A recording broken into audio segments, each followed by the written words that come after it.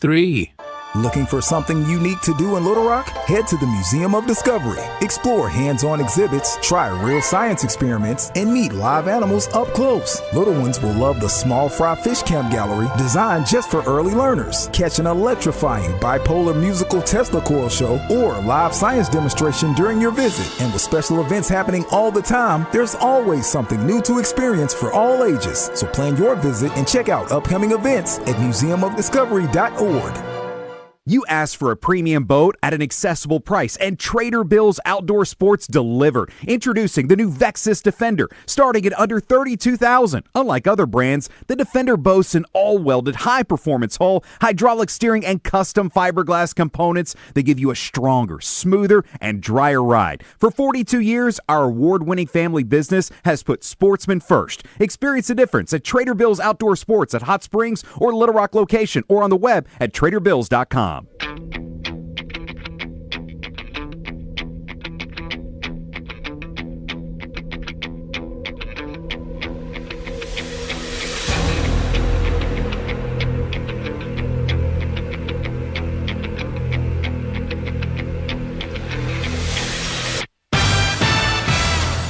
Live from the Eat My Catfish studios, it's time for Arkansas's #1 caller-driven sports show. It's Drive Time Sports on the Buzz Radio Network with your hosts, Randy Rainwater and Rick Schaeffer.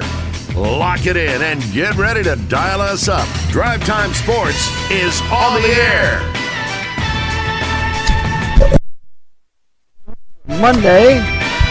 We hope you're having an absolutely fabulous day. Randy Rainwater is out today, so it is, I guess we play your music, huh? It's Ray Tucker. Let's play the music for Ray. Somewhere in there, there's music introducing Ray Tucker. Hang on, Rick. You got a new board? I'm Rick Schaeffer, by the way, and Ray Tucker is with us, and we got lots of guests today, starting at 4:30 all the way through 6:30, I Ray think, Tucker maybe even 7 on o'clock. Drive Time Sports is brought to you by Gwatney Buick GMC. There you have it. There you go. There's Ray Tucker. I have to tell you up front, I've been hit by some kind of allergy to the throat today, and so I'm going to talk about this level. Hope that'll be okay. So, Ray, how was your 4th of July? My 4th of July was just great, and I got to turn my headset up here. Got out and enjoyed. Well, I didn't enjoy much. We had not one, not two, but 3 big thunderstorms moved through Little Rock. Ooh, wow. Yeah. And so we needed the water. We got the water, and we may have more storms later this afternoon. I'm not a weather guy. I'm just going by what my telephone tells me. Yeah, we got one good storm, too. We sure did. Well, trying to think. Obviously, we got a couple big stories to talk about here in a minute, but I have to tell you, on Friday night, we took our grandkids to see Young Washington. It is phenomenal. We don't go to many movies anymore. We limit what we like, and it's got to be tasteful. This movie, Young Washington, is tremendous. Tells the story of George Washington when he's young, shows those who were mentoring him, showed his failures early as a military man, and showed how he really humility is what allowed him to overcome those failures, and how he became a great leader. Now, it's Young Washington, so the war, it ends before the Revolutionary War, but it's really, really good. So I would encourage anyone who loves the United States of America to go watch it. It was just a great movie. I will try to slip out and do that. You need to do that. Now, speaking of the United States of America, I'm the guy that hadn't said much about soccer because I'm not knowledgeable in the World Cup or around soccer. And the only thing I can do is read about it. And obviously the United States, in winning its last match, had its star player, is it pronounced Balogun? Is that right? I'm not sure. That's going to be close. It's Balogun. Somebody will know how to pronounce that effectively. Was given a red card. Now, the interesting thing is that the commentators, even a former FIFA official, said that should never have been given to him. No. Shouldn't have gotten the red card. No. Red card means you're going to be suspended, and they suspended him for a game. So most of the soccer community particularly in the United States, outraged that he got the red card in the first place. So the assumption was he's not going to play against Belgium. Well, guess who made a phone call yesterday? The President of the United States, Donald Trump, who won the popular vote but has people that absolutely hate him for whatever reason. I don't know why. I've never hated a Democratic president, but for some reason people can't stand him just because he's Donald Trump. And so Donald Trump makes a call, and guess what? FIFA changed the ruling. He made a call to the FIFA president of FIFA. He did, yeah. And now a lot of the soccer playing countries, they're livid about it. Yeah, well, you know what? Let them be. Yeah, let them be. This is our top scorer that we're getting back. That's exactly right. Now, Portugal is playing right now. They're trailing Spain 1-0. But their best player, Cristiano Ronaldo, had a 3-game suspension that would have carried into the World Cup that was reduced to 1. So he's playing in the World Cup, and he has scored 3 goals in the World Cup just like Belugin did. Now, again, I'm telling you, I've read all this, so it's not like I'm some expert or something. But isn't it interesting how there was no outcry when Ronaldo, very famous player, was allowed back, but now Belugin, there's outcry. Here's what I say. All you Europeans are happy to be in the United States. And all of you who are criticizing the United States for everything they do other than host this event, you can just jump in the ocean if you want to. I'm glad he's playing. He should be playing. If you said in the first place that he shouldn't have been disallowed, and now he's not disallowed, he's going to play, you ought to be rejoicing. But here's the ones I really get after. Have you looked on ESPN's website or Sports Illustrated's website? They're taking the side of the other side only because they can't stand Donald Trump. So if Obama had done this, they would be celebrating, saying it's the greatest thing an American president has ever done, and you ought to stick up for the United States. So that's the thing I can't stand, is these journalists not standing up for the United States. It's absolutely ridiculous. Now, there's nothing different from this. All right, in Major League Baseball or the NFL, if you are suspended, you can appeal that suspension and play until they rule on it. And we've seen that happen several times. Players play 3-4 games, then they actually have their hearing. Okay, it's reduced, or you win, or you lose, and you have to do your suspension, but you do it later. What's the difference? What's the difference? Well, I will say this. I read a lot of stuff on YouTube, and thousands and thousands of Europeans and people from different countries have come to the United States. And a lot of the responses I've read, they cannot believe that they have been duped in the United States as a bad place. Yes. And they are enjoying themselves. They're loving immensely. Yeah. That's right. And they have discovered, among other things, Walmart, Buc-ee's, Waffle House. They have marched through our streets, and the people have accepted them with open arms. They can't believe the hospitality they got. I had one deal I read said, we don't know about Americans. What we've been told, they're hardworking people and very generous. Yes, very much so. So there's been a good response. We'll see what happens tonight. Look, just because he's playing doesn't mean America's going to win. Here's what if I'm the if I'm right, but if I'm the Belgium guys, I'm going to say, this was wrong. Let's go out and play our best, and they're good. They had an upset win in their last win. And if you're the United States, man, you're excited because your best player's back. And evidently, he's very excited to play. So and also the U.S. coach, and again, I'm reading this. It's not like I knew it. I'll confess to my ignorance here. But the U.S. coach, after he got red carded, he sat down in his press conference and said, that was wrong. That was a bad call and everything else. He said, we're going to appeal it. And then he was told by the wonderful nonpartisan media members were saying you can't appeal it. That's the way FIFA is. He says, okay, we'll go on. And he went on. But he started the press conference by saying how wrong that call was. So anyway, I find it very amusing that all these people are coming up and saying, well, that at first said it wasn't right that he got the call, and now they're saying it's not right that he plays. You can't have it both ways. You just can't. All right, we do have phone. I'll bet we do. All right, let's take them. You got the phones. You got the feedback. Go ahead. All All right, here we go. Dr. Shane in Benton. Shane, go ahead. Yes, Rick, I'm so glad you said this today. I'm proud of the United States. I'm glad that I live here, but I am tired of people complaining about America. They need to go out, jump in the lake, and they need to go to some other country, and I'll hang up and listen. Oh, that was short. Yeah.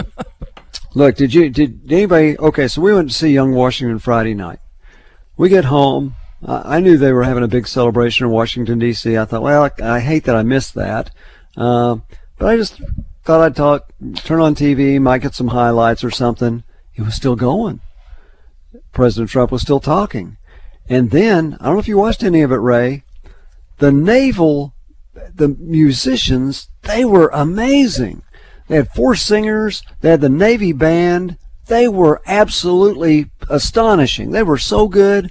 And then this fireworks display, and I talked to a person today, the realtor that's handling our house sale, went. She just said she and a friend went. They said, this is only going to happen once in our lifetime. We're going. And she was actually there. Now, they had to leave because of the bad storms, and then she didn't get back in the regular, but she got to where she could watch everything. And she said the fireworks display is beyond description. Again, I don't know if you were watching it. It went on till almost midnight our time, and the sky is so lit up. I mean, you can see some fireworks displays, but they set a U.S. history record, 38 minutes, and I couldn't tell you. I think they said 850,000 shells. So really astonishing, and didn't hear many complaints about that, which is good. You shouldn't, celebrating our 250th anniversary. All right, let's chat with Crazy Hog. Crazy Hog, go ahead. Hello, how y'all doing this evening? We're doing great, Crazy Hog. How about you? Well, I was doing pretty good till you said that you asked a question a few minutes ago. Why did everybody so down on Donald Trump? Yeah? Would you like my opinion on why they're down on Donald Trump? Sure, you can give your opinion, and it's okay. But let me say this before you do. I've been down on previous presidents too, but I didn't criticize them all the time as he's criticized. But you go right ahead, even though this is a sports show. Go ahead. We do not want to turn this into political. Let me tell you why people are criticizing Donald Trump. Okay. He's arresting people and not giving them a trial. They're not giving a chance to stand up for themselves. They just arrest them and send them out somewhere. Okay, let's stop. Let me say this. And you said something about if Obama had did what Donald Trump did about the soccer. Yep. They would have applauded him. I have no doubt about it. No, you know what? Let me say this, Rick. Obama wouldn't have got involved in something like that. When you got a war going on and you got people that came by groceries, he's been trying to straighten it out. He wouldn't have been worried about no sports and stuff like that. I know this is a sports show. Yeah. And okay. I don't hate Donald Trump. I pray for him all the time because I wish that he could do something that could help people in America and get away from dictatorship and trying to be a king and all that. That's why people are criticizing him. Okay. All right, Crazy Hog, we got it.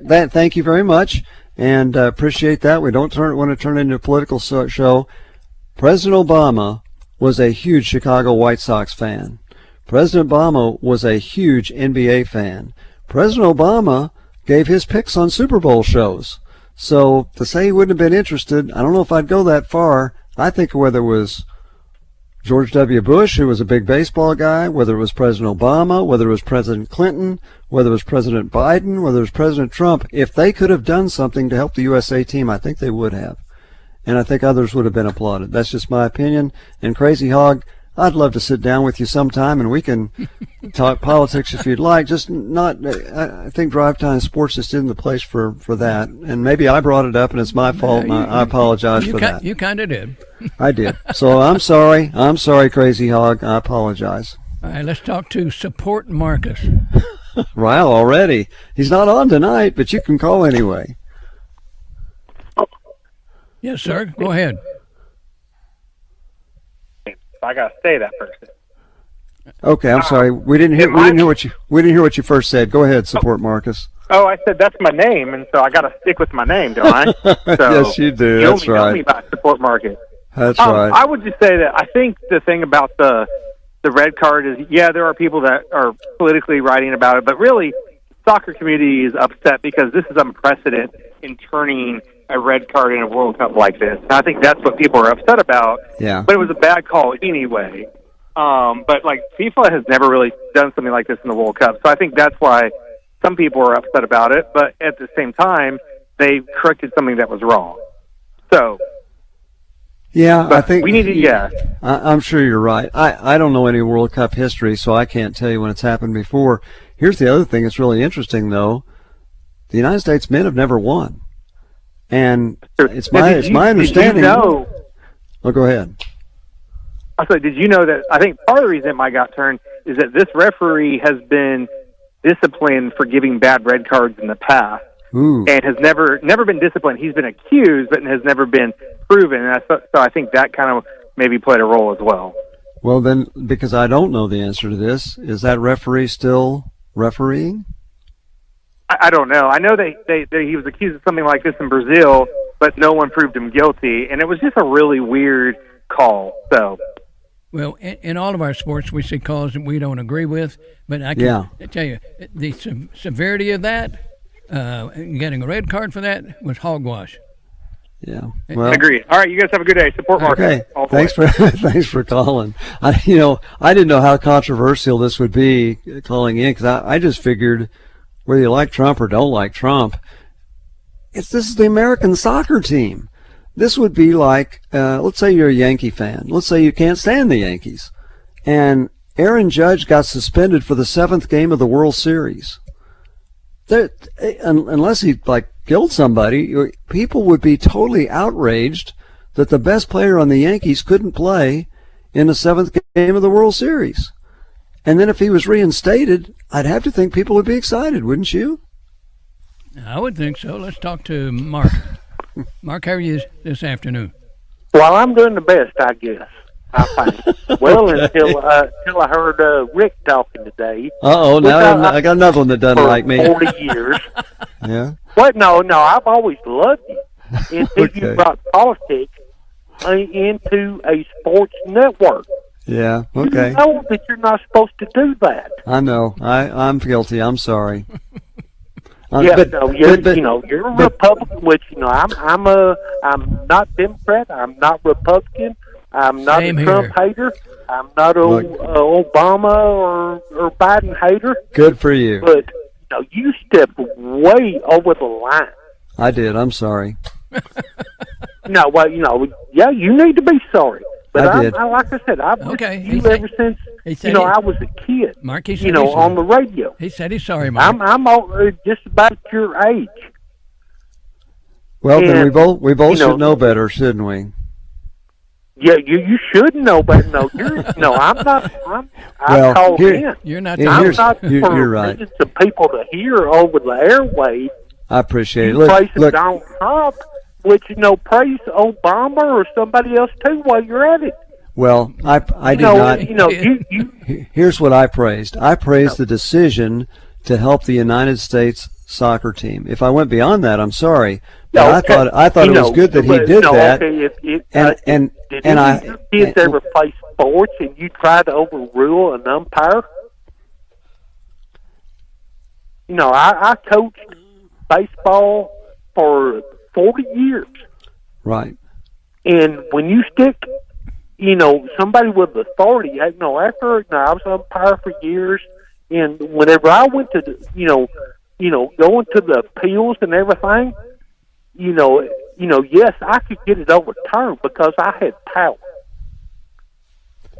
Well, but, let me ask you this. It's not Trump's responsibility as a president to call somebody.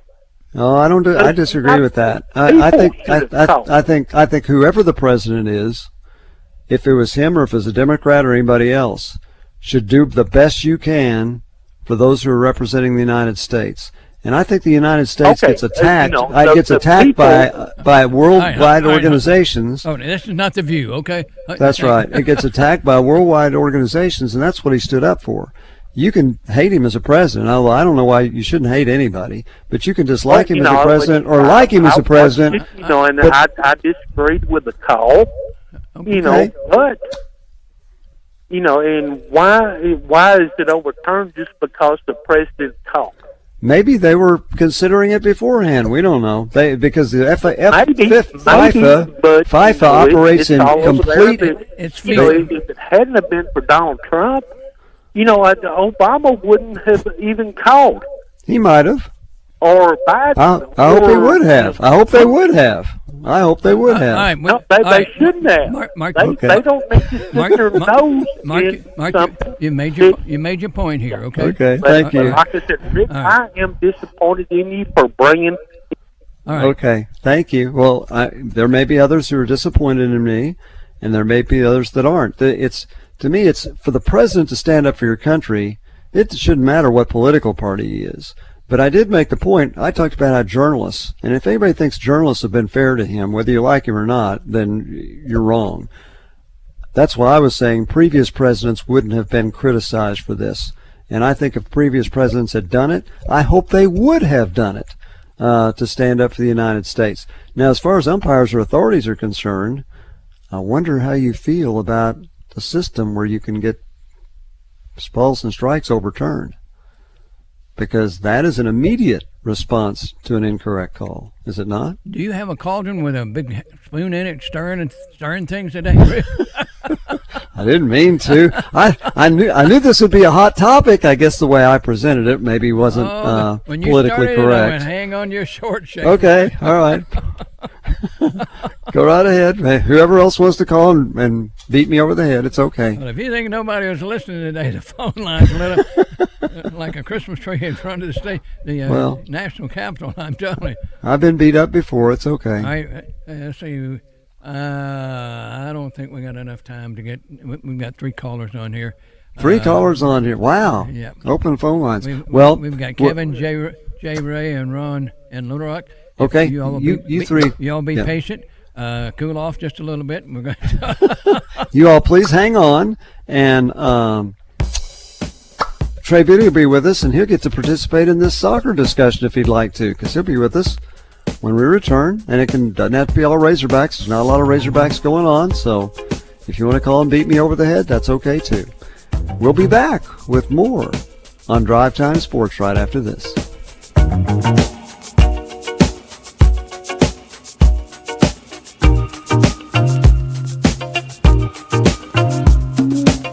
Randy brings Drive Time Sports back to Searcy this Thursday for the Sonic Air Raid 7-on-7 tournament, live from Hardy University, presented by Double B's. Hey folks, this is Mitch Ward, proudly serving the great state of Arkansas with Red River Auto Group for over 20 years. We started as Arkansas's #1 Ram, Dodge, Chrysler, Jeep dealer, but we've also got Ford and Toyota, and I like to think we've got the largest discounts than anybody in the state. But folks, really, if you bring us any reasonable deal right now, we're going to try to put something together. If that means us giving a little too much for your trade or selling ours or just a little too cheap or fighting for the best rate, we're going to make it happen. Check us out at redriverauto.com. Take it from Arkansas greats Joe Klein and Pat Bradley. The big national sports apps are now in Arkansas, taking over Oaklawn and Bentley, which are no longer local, making Bet Saracen the only real local app. Still Arkansans' fan fave. Plus, Bet Saracen is still the official sports betting app of many of the state's colleges and universities. Bet Saracen, built by Arkansans for Arkansans. Bet with Arkansans. Bet with Bet Saracen. Gambling problem? Call 1-800-MY-RESET. What's on tap? Brought to you by Flyway Brewing. It's always open season at Flyway Brewing, serving 2 Central Arkansas locations, North Little Rock, and now open in Breckenridge Village. Check out current promotions at flywaybrewing.com. Flyway Brewing. Follow the migration. We encourage you to wet your beak responsibly. When it comes to your yard, reliability matters. Shop with confidence at the Home Depot and get 4th of July savings on Ryobi, the #1 cordless outdoor power brand. It's time to choose your power. Both the Ryobi 18-volt and 40-volt self-propelled mower kits are on special buy for an even lower price of $429 each, was $479. Ryobi's battery platform delivers the power, runtime, and dependability you need to tackle yard work with ease. Shop 4th of July savings on Ryobi Outdoor Power only at the Home Depot. While supplies last, pricing valid June 25th through July 8th. U.S. only. See store online for details. Progressive knows you've got plenty of things to worry about. What time does the kids' practice end? How long has that check engine light been on? Are takeout containers microwave safe? So the last thing you should have to worry about is what to do if something unexpected happens on the road. That's why if you're ever in a major accident, Progressive's accident response can detect it and send help. It's just one less thing to worry about. How long does chicken last in the fridge? Progressive Casualty Insurance Company and Affiliates. Limited availability in California. Driver is responsible for emergency and towing charges not covered by the policy. Welcome to Moe's. Everyone knows that coming into Moe's for our Mo Monday special is the best deal in burritos. But what about those other 6 days? Well, let me introduce the new Mo Value Meal. Junior burrito, side of queso, chips, salsa, and a fountain drink for only $9.99. And the best part? It's available all day, every day at Moe's Southwest Grill. Now here's my daughter Andy Kate with a special reminder. Remember, kids eat free on Sundays. Welcome to Moe's. If you already scheduled your garage door tune-up for just $79, please disregard this message. If you don't have a garage door, you're off the hook. For the rest of you, why would you spend more than just $79? Overhead Door Company of Little Rock will perform their garage door tune-up and safety inspection for just $79 on up to 3 garage doors and openers. Call 501-510-6399 or schedule online, overheaddooroflittlerock.com. Now back to Drive Time Sports in the Eat My Catfish studios. When sports and crawfish meet, you know you're going to have a good time. You've got Drive Time Sports locked in on the Buzz Radio Network. Here is Randy Rainwater. And Randy Rainwater out today, took a day off. Hope it's vacation day. I didn't talk to him. I couldn't tell by a text whether he was sick or not. Anyway, time to talk to Neil Atkinson down in Pine Bluff at Sarah's Casino Resort. Neil, how are you? Doing great. Survived the 4th of July weekend and getting ready for a big World Cup match between USA and Belgium tonight. A lot of play on that, I bet. Oh, yeah. You know, every one of these World Cup games that Team USA has been has broken a record for the most bets that we've ever taken on a soccer match. And I don't see any reason why it wouldn't be also. The current line is well, before I get to the line, the win probability based on simulations is USA has a 39% chance of winning, Belgium a 34% chance of winning, and a draw 27% in regular time. If you don't want to mess with that, click on the match and look at the 2 advance market. That way you don't have to worry about it. If just Team USA advances in the tournament, you'll win that bet. Right now it's USA minus 120, Belgium plus 100. You bet on Team USA in the 3-way match where the draw is an outcome. You can get them at plus 150, but if you don't want to fool with that, go to that advance market and get Team USA minus 120, and if they advance, you're good to go. If the United States advances, this country's going to go bananas, you know? Absolutely. And don't forget, if you check our promotion page, we got a no sweat bet. I hope you don't have to use it. That means you will get a little bit of a return of your stake if Team USA does not advance. Let's hope you don't have to use it. If you win, that's great because you're going to get your money. But also check the other promotions out, including some 50% no sweat bets on Major League Baseball parlays too. Neil, I'll talk to you again tonight, 7:20 on Rick Tucker's Arkansas Outdoors. All right, everybody, good luck, and go Team USA, and we'll talk to you later. Rick Schaeffer? You forgot to ask Neil what's the over-under on Belugian scoring a goal. Probably should have asked him that. You're trying to soften the blow. Okay, got some more callers, Ray? Oh, we need to pray for his. All right, hang on. Not pray for, we need to play the Trey Biddy intro. We got a new board, and it's my first time on it. And so just give me 1 second here. I'm looking for Trey Biddy.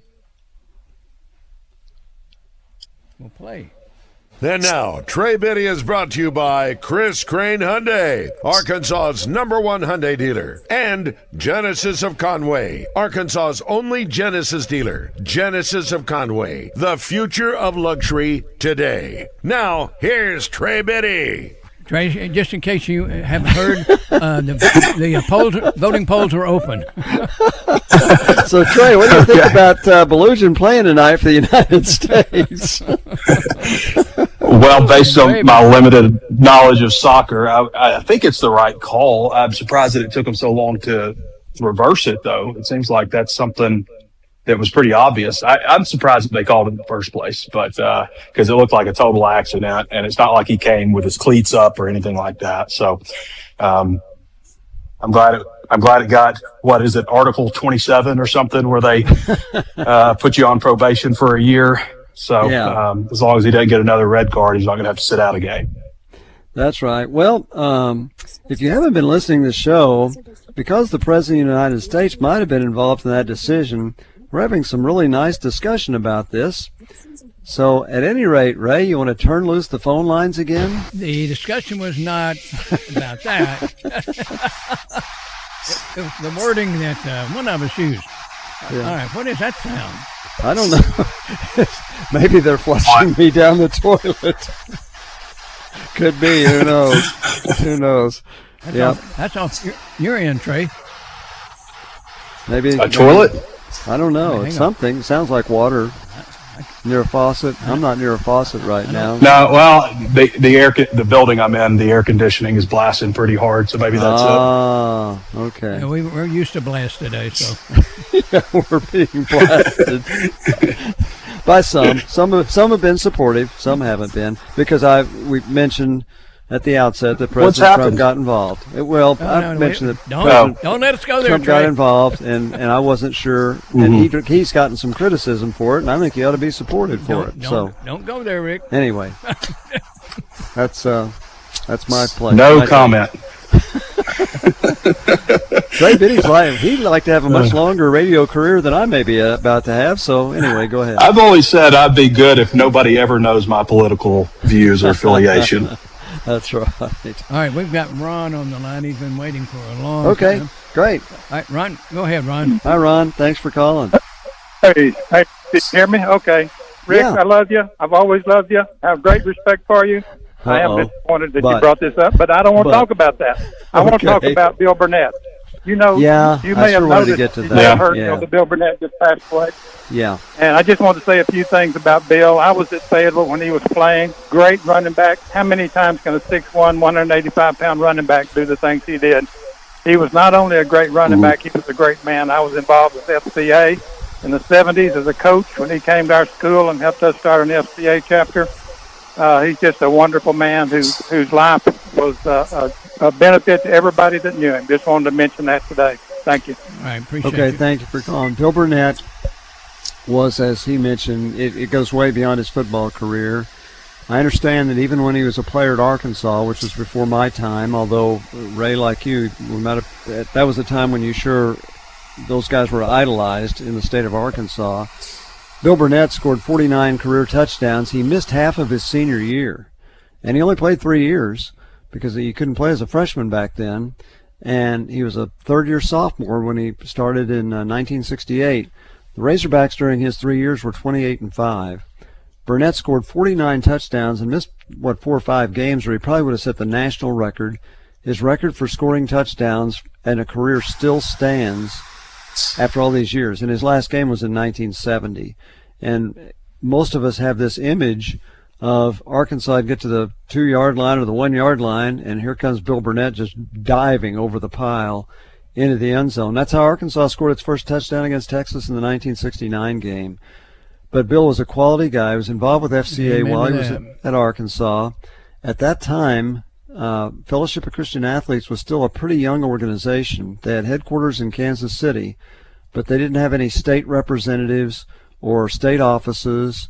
And Bill, with the help of H.D. McCarty, who was a pastor here in northwest Arkansas, and Frank Broyles, went to Kansas City and asked if he could start a chapter in Arkansas, and they said sure. And he went around the state, raised support, and then also got coaches and players involved all around the state. Obviously, he was a legendary name at that point, so that made it a little bit easier for him. And FCA to this day thrives in Arkansas because of Bill Burnett. So that was second on my list to bring up. Maybe I should have brought that up first because he was just an amazing human being. Ken Hatfield started my senior year in high school in Helena. Started our huddle group. He went out to Colorado to the big deal. Yeah. And I had the pleasure of knowing Bill Burnett over the years. I remember as a fan going to the 1970 game and the opening game, Stanford and Arkansas at War Memorial Stadium. Final play. Arkansas had 4th and goal. Thank you, Trey. 4th and goal. From the 2-yard line. Yep, and he went over the top, and Jeff Seaman, a linebacker for Stanford, hit him head on. He later started for the Minnesota Vikings for years. But Bill Burnett had this knack of twisting in midair where he would slip through. One great player, one great human being.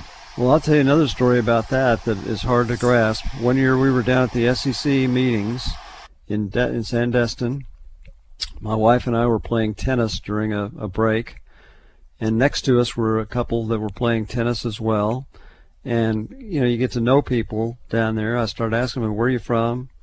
California. Ever been to Florida? No, we're from Arkansas. Ever been to Arkansas? He said, only once. And we said, really? When was that? He was the guy that made the tackle to save the game for Stanford. And I'm playing tennis right next to him. Wasn't that something? Jeff Seaman, yeah. Yeah, so anyway. Right, okay, we can go back to Trey. Trey probably doesn't remember the 1970 game against Stanford, do you? All right, we've got Steve on the line. No. Steve, go ahead. Hey, guys, how are you? Good, thank you. And I'm not going to get in this political debate. All right. Because I get rather peeved at what's going on. So, Trey, I have a question for you. Oh, boy. Okay. Okay. What about who will be the projected starting linebackers? Because to me, that is the key on defense. If the linebackers can make the plays, everything else works good. But who will probably be the projected started linebackers? And talk to you later, guys. Right. Well, one of them is going to be Bradley Shaw. I think pretty certain on that. In fact, Ron Roberts even said this is Bradley. He didn't say this is Bradley Shaw's defense. He said this is Bradley Shaw's team at one of his press conferences. So they think highly of Shaw. Obviously started, 6 or 7, I think 7 games last year. They shuffled things around a little bit. They moved Xavier Sori to that jack type spot. So look for Bradley Shaw. I think he had 50 tackles last year, something around there. It looks like a middle linebacker is supposed to look.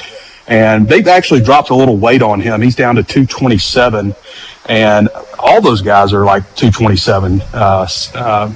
Jaquavian Smith is 227. I think Wyatt Simmons is 227. So it looks like they want him just a little lighter than 230 pounds. Jaquavian Smith was probably one of the surprises of the spring. I didn't expect to see him rolling with the first group every single practice, but he came out first every single practice. He's the Howard transfer. He played at Howard as a true freshman, as a sophomore, and as a junior this year, a true junior. And, that's another guy they like. So those would be at the 2 more traditional linebacker spots. And then probably coming out of the spring, you'd say Wyatt Simmons was the 3rd guy who would rotate in at those 2 spots. Ben Bogle, the West Virginia transfer, before he was at West Virginia, he was FCS All-American at I can't even remember the name of the school that he was at, but he was an All-American on that level. I think he had like 37 tackles for West Virginia in a backup role last year. Phoenix Jackson is a guy that we didn't get to see a whole lot in the spring. Phoenix was at Fresno State. Was a really good player for them, has a knack for getting to the quarterback also. And then Baylor, I think in the 3rd game of the season last year, he had an injury, and I'm spacing on what that was.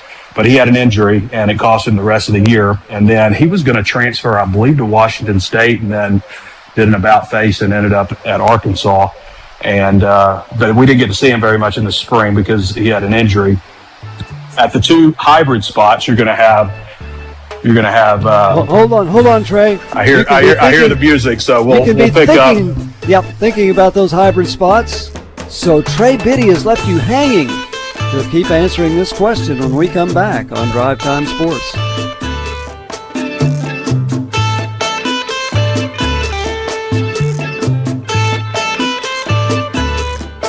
Arkansas's Best Chevy Dealers presents Kevin Bohannon each week on Drive Time Sports with Randy Rainwater and Rick Schaeffer on 103.7 The Buzz. Chevrolet, together, let's drive. When the world's biggest tournament is hosted on our turf, you got to do it big. And Twin Peaks is built for big games. Stay refreshed for the full 90 minutes with ice-cold, 29-degree drafts of Michelob Ultra and the iconic handcrafted spicy margarita made with Casamigos. Pair all of that with hand-tossed wings and seared-to-order burgers. Every second is packed with the world's most scenic views. Twin Peaks is truly unmatched for every match. Twin Peaks eats, drinks, scenic views. Hi folks, it's Chris Zender here at Frank Fletcher Dodge Chrysler Jeep Ram in Sherwood. When you're in the market for a new Dodge Chrysler Jeep or Ram, we hope you give us a chance to earn your business. Here's some things to consider. Fletcher Dodge has been family-owned dealer here in Sherwood for over 25 years. We know how to take care of our customers to keep them coming back. Every Dodge Chrysler Jeep Ram dealer pays the same price for their vehicles. It's the dealer that makes the difference. We'll give you the best deal up front. No haggling, no arguing. We make it easy to buy a new vehicle, and we'll pay you more for your trade-in. Compare our deal to anybody's, and you'll buy from us. Come see us today for the deal of a lifetime on new Dodge Chrysler Jeep or Ram. At Frank Fletcher Dodge, you'll always get the best price, the lowest finance rate, and more for your trade. And we promise you a hassle-free buying experience. We want to be your dealer for life. Shop Fletcher Dodge in Sherwood before you buy anywhere else. Just tell us what you're looking for and we'll make you a deal. Come see us in person at Fletcher Dodge on Warden Road in Sherwood or shop online at FletcherDeals.com. Fort Thompson's is having a sale. Ruger RXM 9mm $369.90. 6-hour 365 Macro Nightmare 9mm $679.90. CCI Blazer Brass 9mm 50 count ammo for $11.99 a box at Fort Thompson's. Southern Bank presents Family Feud on 103.7 The Buzz. Tune in to Morning Mayhem Tuesday mornings for your chance to play with Justin Moore, David, and Roger. Family Feud on Morning Mayhem. Visit bankwithsouthern.com to take advantage of their great deposit rates and outstanding loan service. This is the Pigskin Preacher, bringing you the word. Every time I see a dog wearing one of those cones, it's always funny. But as our insanely energetic hound Mavis has been wearing one since her surgery, it's actually rather sad. She keeps looking at me with the expression, "Why are you making me wear this?" I hate it. Every dog wearing the so-called cone of shame wears that look of betrayal. I've dreaded that I had to do this, and I've tried to make it up to her by bringing her some Chester's chicken from Doublebee's, which of course covers a multitude of sins. If you know someone who's been wearing the cone of shame, stop by a Doublebee's near you for a peace offering. It might be a snack or one of our homemade sandwiches, catfish on Fridays, hamburgers, pizza, cookies. The list goes on and on. Doublebee's. It's where you gas it,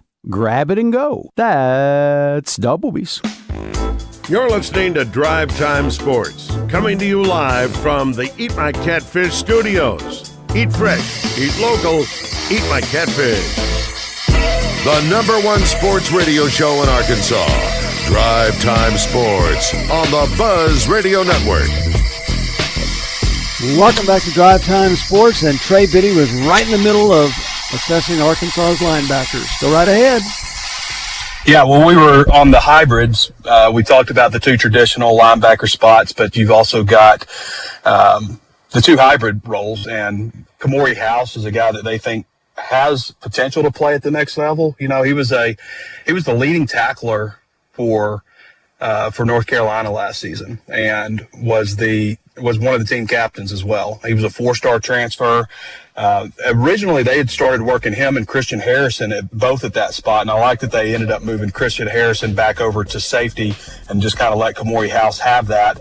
And then on the other side, they've got that's more of a, whereas the star is more of a defensive back / linebacker. The Jack is more of a hybrid defensive end / linebacker, and that seems to be a spot for Charlie Collins. It seems like he fits in well. They seem to want that guy to be somewhere around 240 pounds, considering Charlie Collins is 240, Jamonte Waller is 240, and Stephen Souls Jr. is about 235, and so that seems to be, and they're all different size. Like Souls is 6'2", and Collins is 6'5", and Waller is 6 foot, but they're all about the same weight. So they seem to want about that size out of them. But they'll be asked to also put their hand in the dirt. But those are, if you talk to Ron Roberts, he'll say, we're a 3-4. But really, you could say it's a ton of different things because of the hybrid roles. But he calls it a 3-4, and they'll probably be in that type of look 25% of the time. Let me throw this out there very quickly. Here in central Arkansas, Pulaski County and surrounding counties are under a severe thunderstorm warning right now, for probably the next 30 minutes or so. And there's some bad storms down in extreme southwest Arkansas, so keep an eye on the weather, folks. I mean, this thing, I call them popcorn showers. This thing popped up from the time I got in there. The sky was okay, and then the bottom just fell out. All right, wow. I'm done. Wow.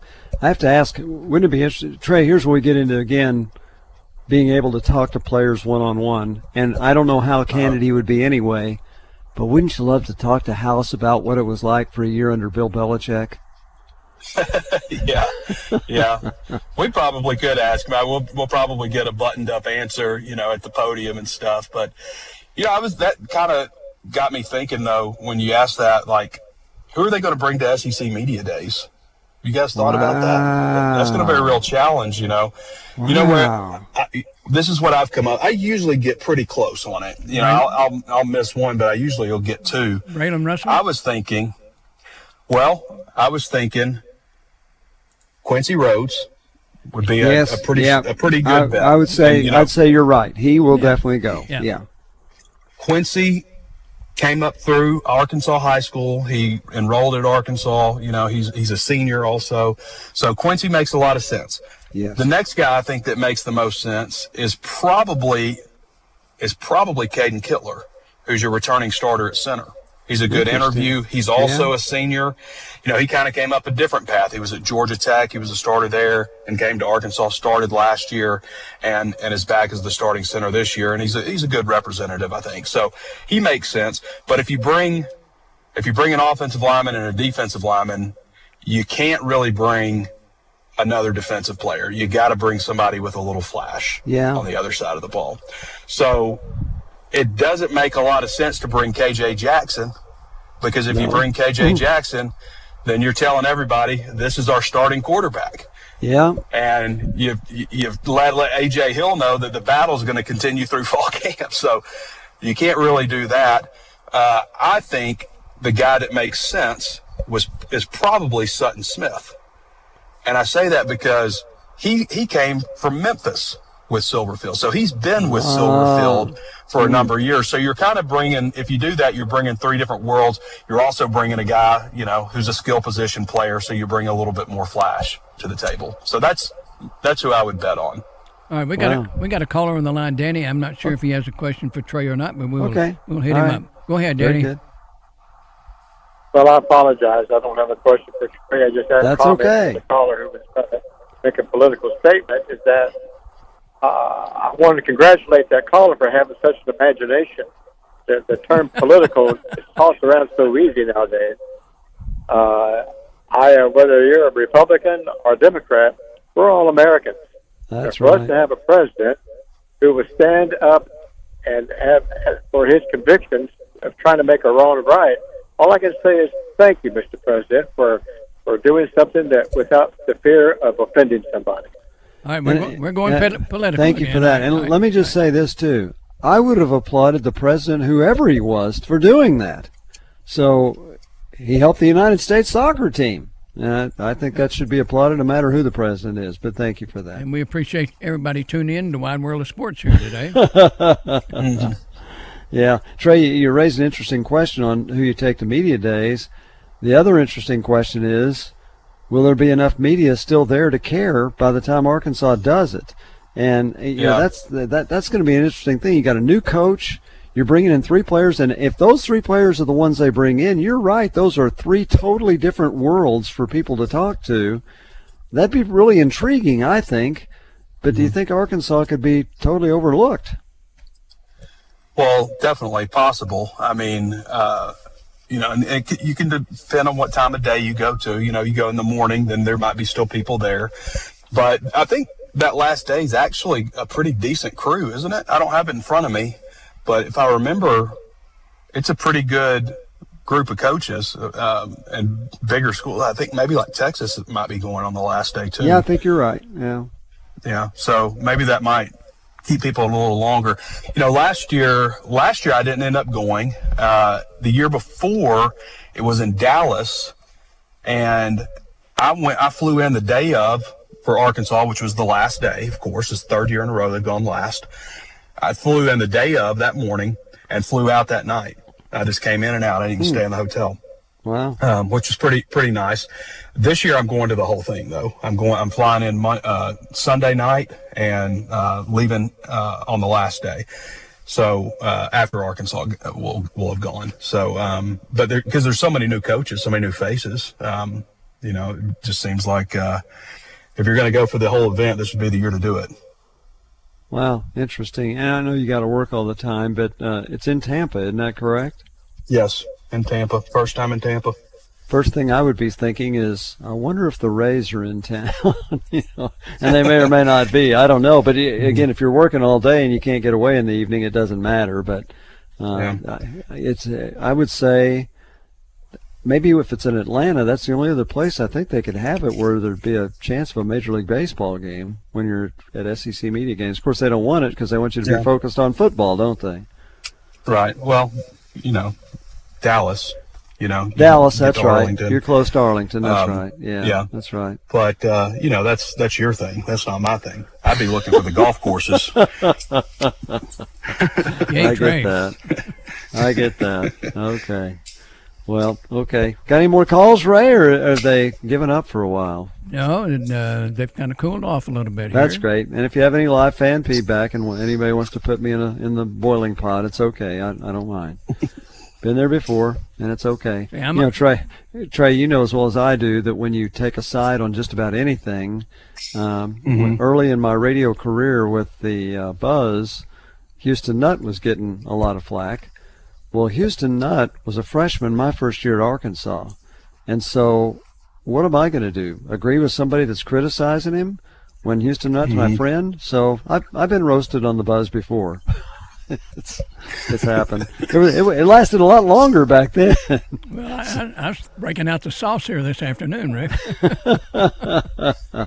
And it's okay. So if you're listening and you've got a question for Trey Biddy, guess what? We get him for another half hour because he's taking Fridays off. We got to him last week because we were all off last Friday. Don't tell Trey that. But anyway, we were all off last Friday. But Trey's with us for another half hour today. Because he's on Tuesday, Wednesday, and Thursday with us as well this week. So we can open new subjects about the Razorbacks. We can ask Trey as a Razorback historian. We really get him involved in the conversation about Bill Burnett. So if you have any thoughts about Bill, you can hold those until we come back. So you can listen to Trey Biddy some more. And if you have any questions on the Razorbacks, give us a call at Drive Time Sports. And we'll be back right after this.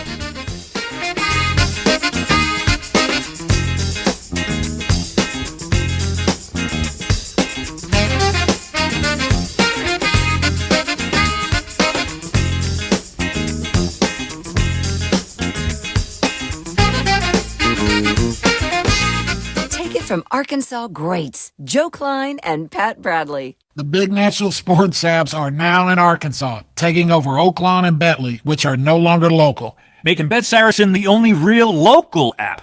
Still Arkansans' fan fave. Plus, Bet Saracen is still the official sports betting app of many of the state's colleges and universities. Bet Saracen, built by Arkansans for Arkansans. Bet with Arkansans. Bet with Bet Saracen. Gambling problem? Call 1-800-MY-RESET. Down with truck trouble.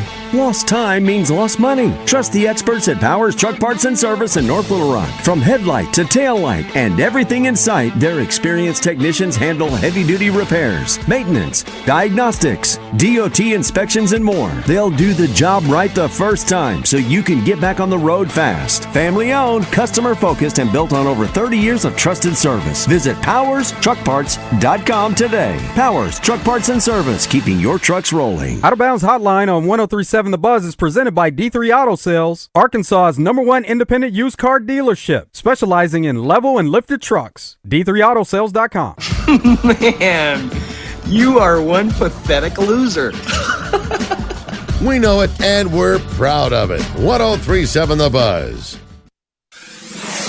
Buzz News with KARK's Gary Burton Jr. The North Little Rock Community Center will be open for people looking to beat the heat. It's located on Willow Street and will be open starting at noon every day. The center says guests can feel free to bring their own snacks and entertainment. And the City of Little Rock's cooling centers also remain open. They're located at the Dunbar Community Center, Southwest Community Center, and West Central Community Center. Hours are Monday through Friday, 8 a.m. to 8:30 p.m. and 9 a.m. to 5 p.m. on Saturdays. And tomorrow, Little Rock Police is hosting its Boots and Badges Blood Drive to help the state's blood supply. It's going to be Tuesday, July 7th at the 12th Street Station. Donors will be getting a limited edition t-shirt as well as 2 free tickets to Magic Springs. One donation can help save up to 3 lives. For the Buzz Radio Network, I'm KARK's Gary Burton Jr.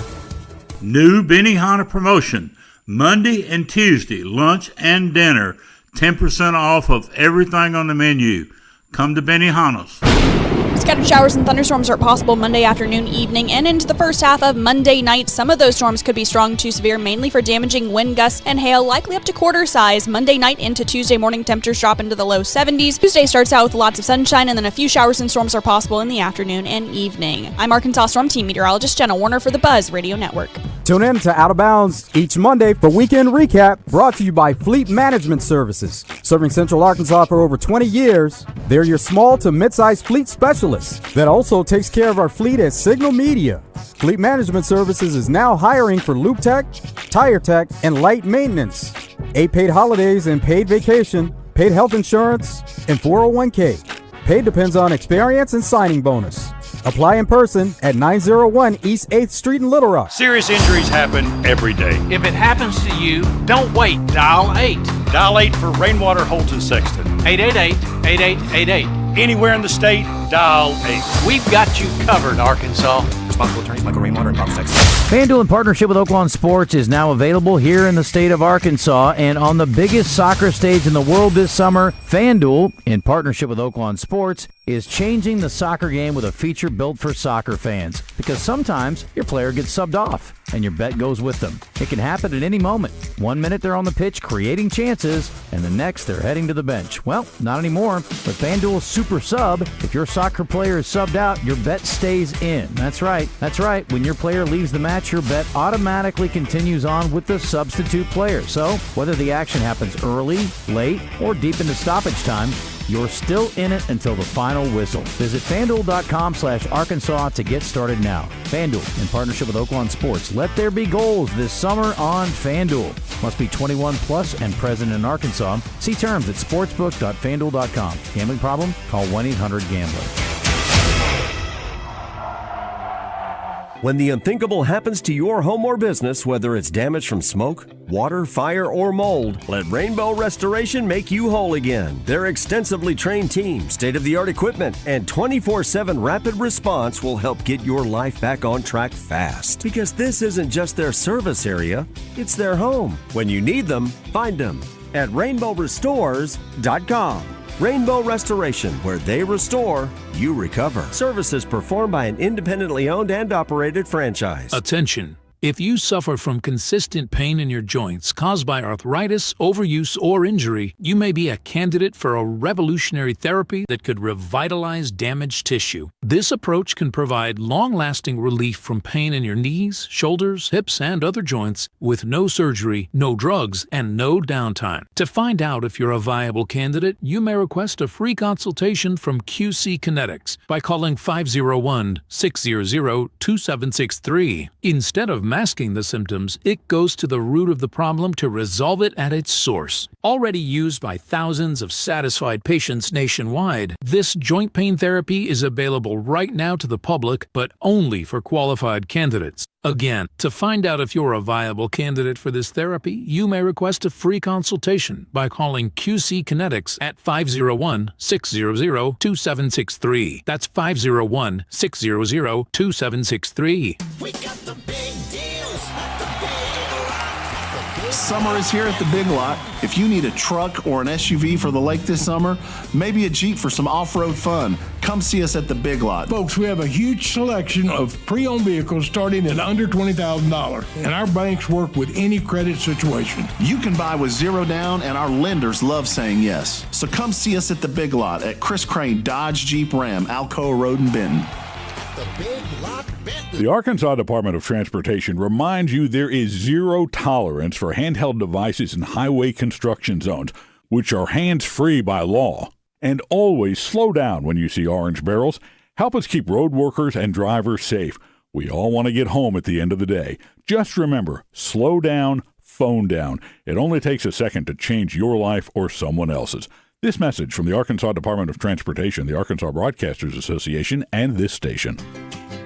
What's on Tap, brought to you by Flyway Brewing. It's always open season at Flyway Brewing, serving 2 Central Arkansas locations, North Little Rock, and now open in Breckenridge Village. Check out current promotions at flywaybrewing.com. Flyway Brewing, follow the migration. We encourage you to wet your beak responsibly.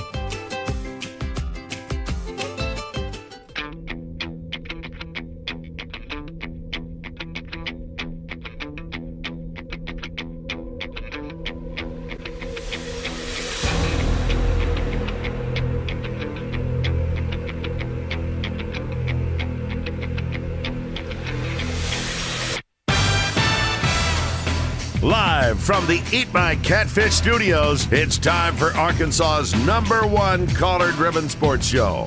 It's Drive Time Sports on the Buzz Radio Network with your hosts, Randy Rainwater and Rick Schaeffer. Lock it in and get ready to dial us up. Drive Time Sports is on the air. Welcome back to Drive Time Sports. Hope you're having a happy Monday.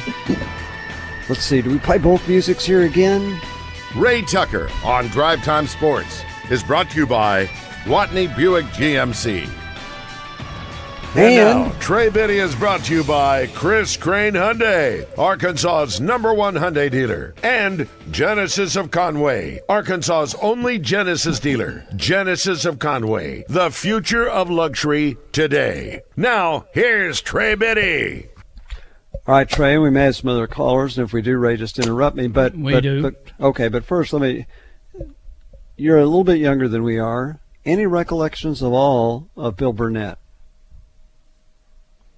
I mean, just what I've seen on watching old highlights. I know that, obviously, he's one of the guys that everybody knows his name as a former Razorback, and that's why it's, significant, his passing and everything. I know that I can remember his name being mentioned when Alex Collins broke his single season touchdown record, which I think was 19, which he held obviously since 1969. So pretty impressive. 70. There.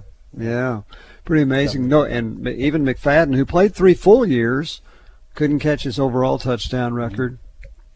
Pretty amazing. And then also, the kicker who actually broke his scoring record. That was a nice story, too. He and Bill Burnett kind of had a nice relationship with each other as that was happening. All right, we got Chad and Rick on the line, and we'll start with Chad. Chad, good afternoon. All right, so long to Chad, and let's go over to the other Rick. He's not your troublemaker. All right, here we go. Hi. Hi, Rick. How y'all today? We're just doing great. How about you, Rick? Oh, I couldn't be better if I tried. Well, then you won't need to try. That's great. Yeah, thank you. I got a couple things I want to talk about. First of all, out of respect for you, Rick, I'm not going to put you down over the Trump incident with FIFA. Okay. I just don't think that was his business. Okay. But that's just my opinion. Okay, that's okay. That's just my opinion. Yeah. The other thing I wanted to talk about was Darius going to Sacramento. Yeah. I'm afraid he's going to not do too well up in there. I mean, have they got a lot of people now? Have they changed? Because Sacramento has been around for a while. The Kings? You mean as far as being a team? Yeah, they've been there long. They've been there so long that a serious team. Yeah, they drafted Corliss Williamson, and I think maybe in this was Joe it about Klein. the same spot? Wasn't Sacramento? Didn't they pick him about 7th or so? I think so. Didn't they draft Joe Klein? You think they'll be competitive? Golden State wasn't competitive until they were. True. Yeah.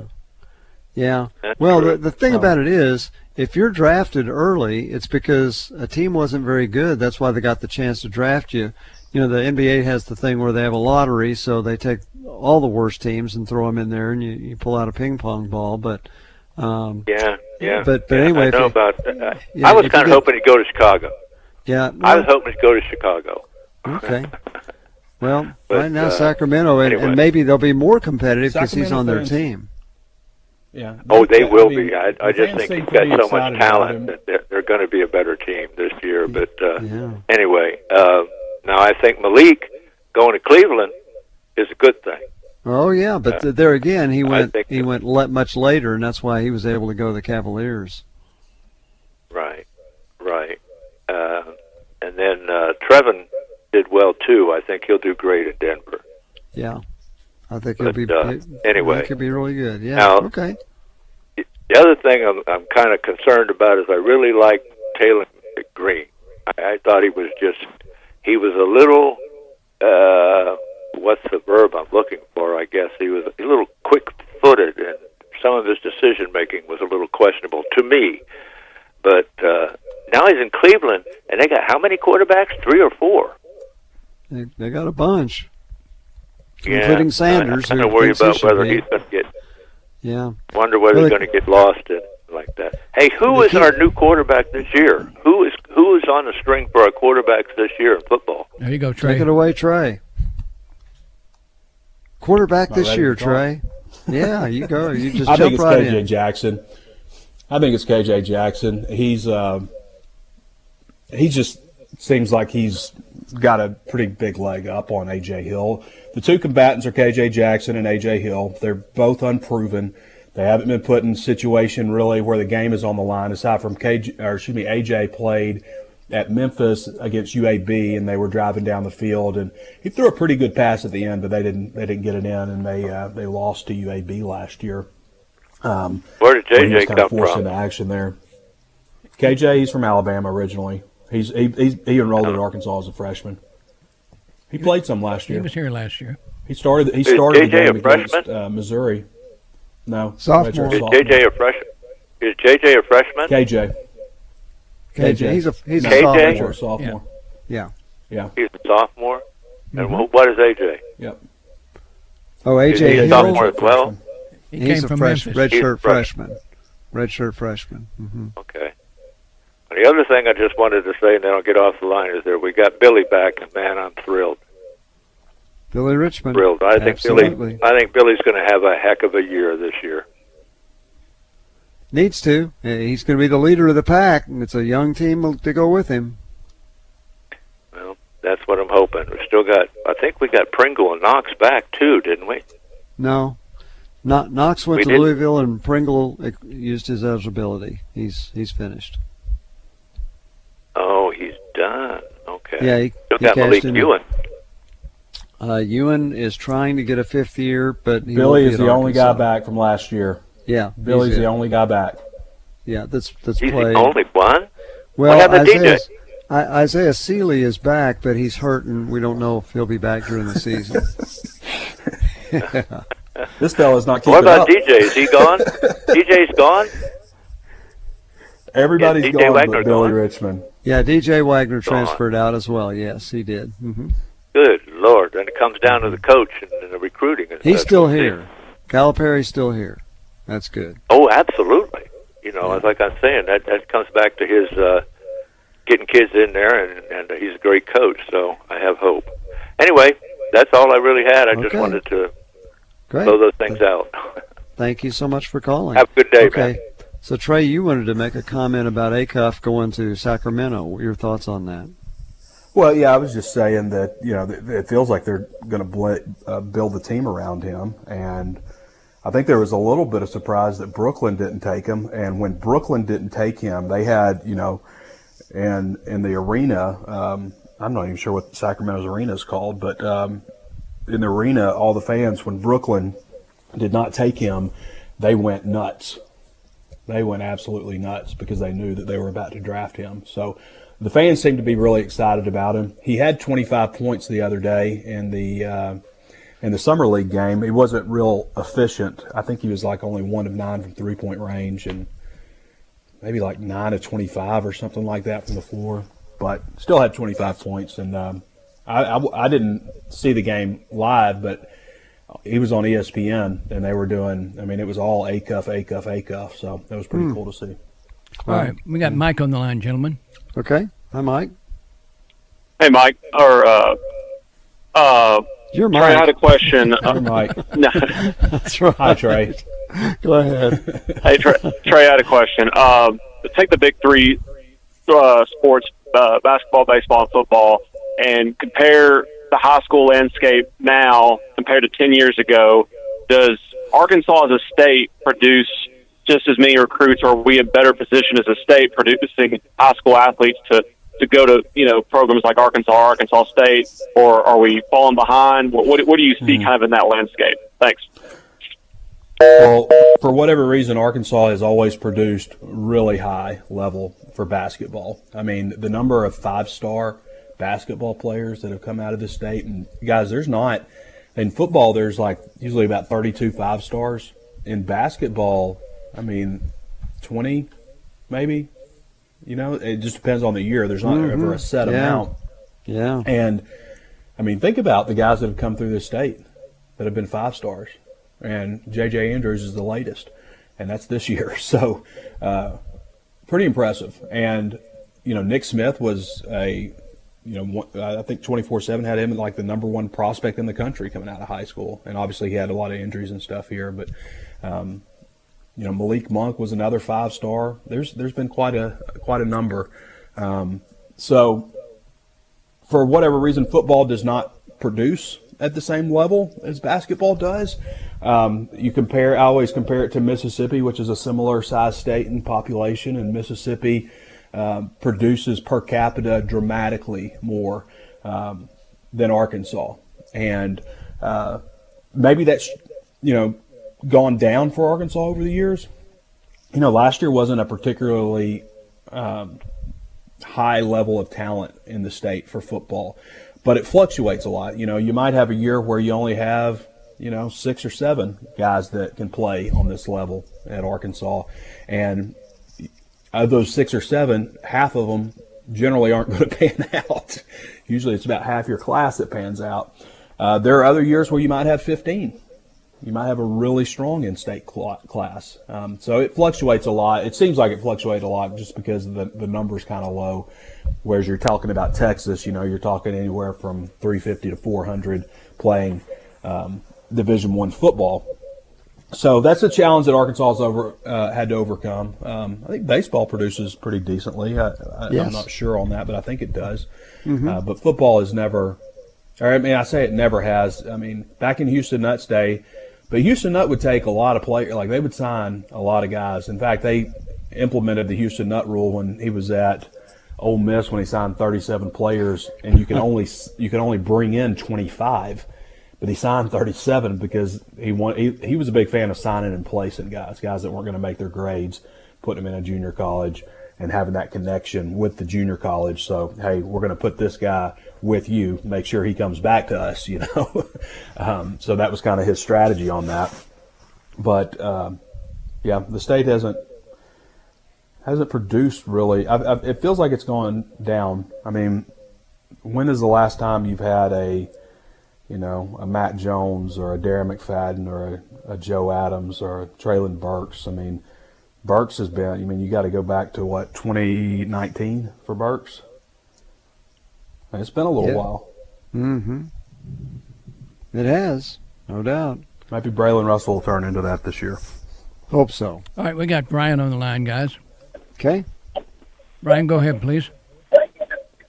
What's going on? Hi, Brian. Hey, Trey, I was just curious. I mean, I wanted to ask some questions about Silverfield. Mm-hmm. I know that he had a record of 50 and 25, but when I look at it, only 5 of those wins came against Power 4 schools. 2 of them were against Mississippi State. 1 of them was against Arkansas. Mm-hmm. And then when I look at where Arkansas is ranked right now, they're considered the 58th best team in preseason polls. Mm-hmm. So I don't know if Silverfield will be. I mean, I don't guess any of us know what kind of coach he's going to be. His recruits aren't all 3 stars. They're not highly regarded right now. I mean, where do you think they're going to stand with SEC? I mean, is there any possible way they can actually win 6 games? Yeah, I had a similar question today on my podcast, actually. But I think it's hard when you're judging a coach that's on the G5 level by how many Power 5 teams that he's beaten. I mean, how many Power 5 games do they play every year? That was my question. That's right. How many? Yeah. Mm-hmm. They played 5. Well, then they won 5. Then they're 5-0 if they've only played 5. That's a pretty good record. They played 5. They're like 3-2 against Power 5 in the last 5 years. That's not bad. I mean, you're considering also, he's got while he had a pretty good budget at Memphis for a G5, he's not competing at the same, for the same type of athletes. In fact, I'm sure that he, probably was, I think a lot of times what people don't know about G5 coaches, they'll play off of, relationships with Power 5 coaches where, Power 5 coach might say if he has a relationship with a guy like, hey, even in their area, like, we're not going to take this guy. He's really good, but we just don't have a spot for him. Like, just a heads up. Like, that's kind of how relationships go sometimes with Power 5 and G5 coaches. So there's generally a pretty big gap there. But can Arkansas get to 6-6? That was your final question. They can. Yeah. I'm not projecting them to, but they can if they have a quarterback who can manage the game, who can take care of the football, and not make foolish mistakes. It would be great to have a playmaker at quarterback. I don't know that Arkansas does. They may have that, but we just aren't going to know. And I've said before, I think that they have a roster that is good enough to put them in position to win games. And I think a lot can come down to quarterback. But I think that's true of pretty much everybody in the SEC. Through the transfer portal, It's so easy to build depth. I think a lot of it comes down to what kind of playmakers you got, especially at the quarterback position. Okay, one more quick question. I mean, a lot of people put a lot on K.J. Jackson if he's going to be your starting quarterback. And they reflect on what he did against Texas. Well, that game was easily over. Those defenders from Texas just wanted to go to the locker room. So those 2 drives that he had against Texas to score 14 points really didn't mean anything because those guys gave him those 2 touchdowns. Sure, they did. Well, they didn't give them to him. Help build his confidence. Yeah, they didn't give them to him, but what you're saying is they were second teamers. I don't know if they were or not. He didn't play poorly against Missouri, though, in the time. I don't know why he never went back in. Yeah. Okay. All right. Well, thank you, guys. You answered my question. Have a great Thanks for calling. Yeah. Arkansas has to take care of the football. They have to be a good penalty team, and they have to win on special teams. They just do. Yep. Well, you know what? Trey, today is July the 6th. The first game is September the 5th. So, gosh, that is less than 2 months away. We're getting closer. And I think every day on Drive Time Sports, we can say if Arkansas doesn't turn the ball over and doesn't get a lot of penalties, they can win. That's the crux of what can make them successful, isn't it? There's no question about it. And that's one of the things that, we can talk about Silverfield's X's and O's and all that stuff and decision making and stuff, but what his record shows is that they have been a really good team when it comes to turnover margin, protecting the football and taking the ball away. In fact, 2024, they were second in the country in turnover margin. Second in the country. Like that. Yeah, so in the last 4 years or so at Memphis, they've been generally like in the top 3 in turnover margin in that conference, and they haven't been a highly penalized team. The last 4 years, if you take teams that have been in that conference, because they have had a lot of turnover, so you take teams that have been in that conference at least 3 years and average it out, Memphis is at the top of that conference in terms of penalties over the last 4 years. Well, that's good.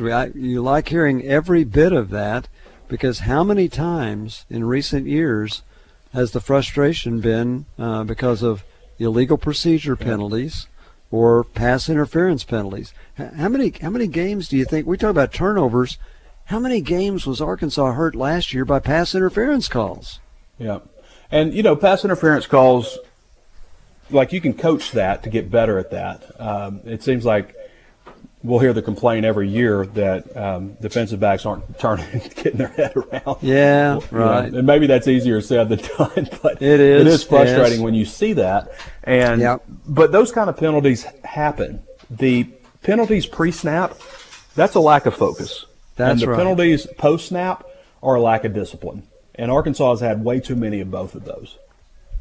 Totally agree. So there again, that's a key. All right, Ray, we got time for one more call for Trey if somebody's on there. I don't have anybody right now. Nobody to call Trey Biddy. Okay, Trey, so you get 1 minute to tell us how your 4th of July was.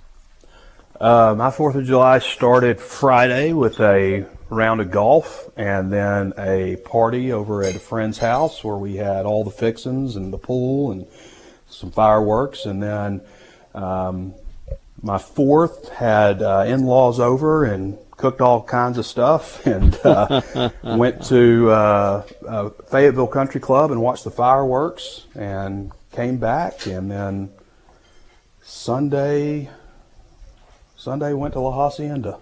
The obvious question is, what did you shoot? That's none of your business, Ray. In other words, your score wasn't posted anywhere. I'll tell you, I shot a 40 on the front. I'm not going to tell you what I shot on the back. Well, that's good. Hey, that's better than I would play. Been there and done that. Yeah, that's much better than I would play. That's great. As long as you had a good time doing it, that's great. Golf is a very hard game. I can remember when I used to play. This is years ago. I read in Golf, I think it was Golf Digest, said that the average player couldn't break 100.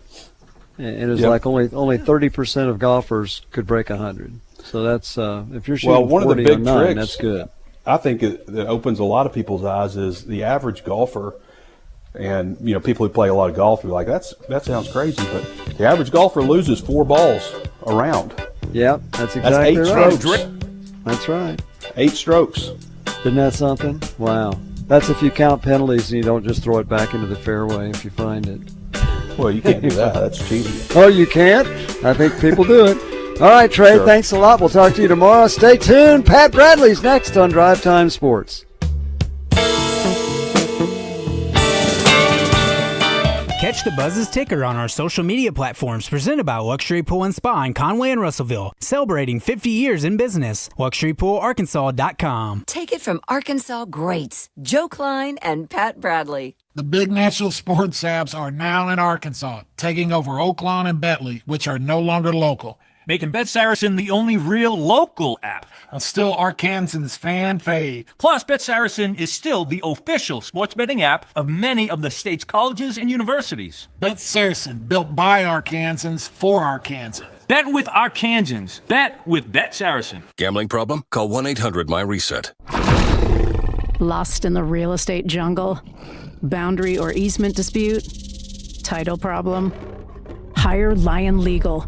There's no one better to protect your pride than our pride of legal lions. When in war, you need the roar. For exceptional communication and exceptional results in all real estate-related legal matters, hire Lion Legal to come roaring to the rescue. Hi, it's Frank Fletcher from the Fletcher Dodge store here in Sherwood. Folks, if you're shopping for a new car or truck, I hope you'll come see us and give us a chance to earn your business. We have huge discounts, 0% financing available, and we'll give you $1,000 over Kelly Blue Book value for your trade-in. Folks, I guarantee you a hassle-free buying experience. And if you've had credit problems in the past, listen to this. We have an easy pre-approval process. Just go to FletcherCredit.com to get started. You can be pre-approved in minutes. It's really not hard. FletcherCredit.com. Folks, we're also still buying cars every day. If you got an old car or truck you want to turn into cash, bring it to Fletcher Dodge in Sherwood and ask for Chris or Andy. Shop Fletcher Dodge in Sherwood before you buy anywhere else. Shop in person or shop online at FletcherDeals.com. Thank you. U.S. Truck Accessories, your #1 Central Arkansas source for truck accessories, specializing in camper shells, bed covers, spray-in bed liners, trailer hitches, steps, grill guards, bumpers, lift kits, and much more. With professional installation on all products they offer. Locations in Conway and Searcy. U.S. Truck Accessories offers their customers twice the service. Locally owned and operated by a military veteran since 2002. Visit in-store, online. U.S. Truck Accessories. Work hard, play hard. Fraud is on the rise, and scammers are getting more convincing every day. But remember this, your bank will never call you asking for your debit card number, expiration date, PIN, security code, or online banking login information. If you receive a message or call that feels off, trust your instincts. Hang up.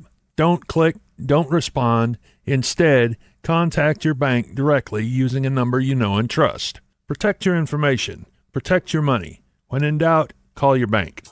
Live from the Eat My Catfish studios, welcome back to Drive Time Sports, where Rick and Randy bring the sports and Eat My Catfish brings you the flavor.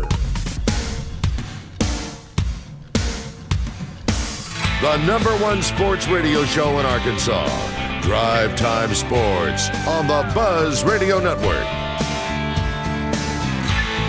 Welcome back to Drive Time Sports. Now, Randy's out today.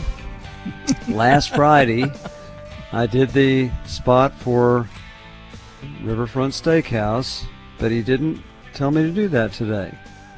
So let's just say I'm not going to do the spot, but if you want a great place to eat, give it a shot. It's absolutely fabulous. I can't tell you what the specials are. Randy will have to make up that spot when he comes back, but nonetheless, I guess we won't be doing that one today. I think at Benihana's, the specials are Tuesday and Wednesday at 10% off. I heard at Benihana's, the specials are Tuesday and Wednesday with 10% off. That was a good one. Now, I heard that commercial a little earlier today, and I always, my ears perk up when it's discounted. Remember, Steakhouse and Benihana's, everything's fabulous there. That's great. Okay. And well, I reached out to Pat, so did Tripp, and have not heard anything from Pat Bradley, so... Okay, so you all texted him already? Yeah. Okay. You can text him if you like. No, that's all right. I think, if two people have already done it, why in the world would I do that? What's interesting is we're in the moving process.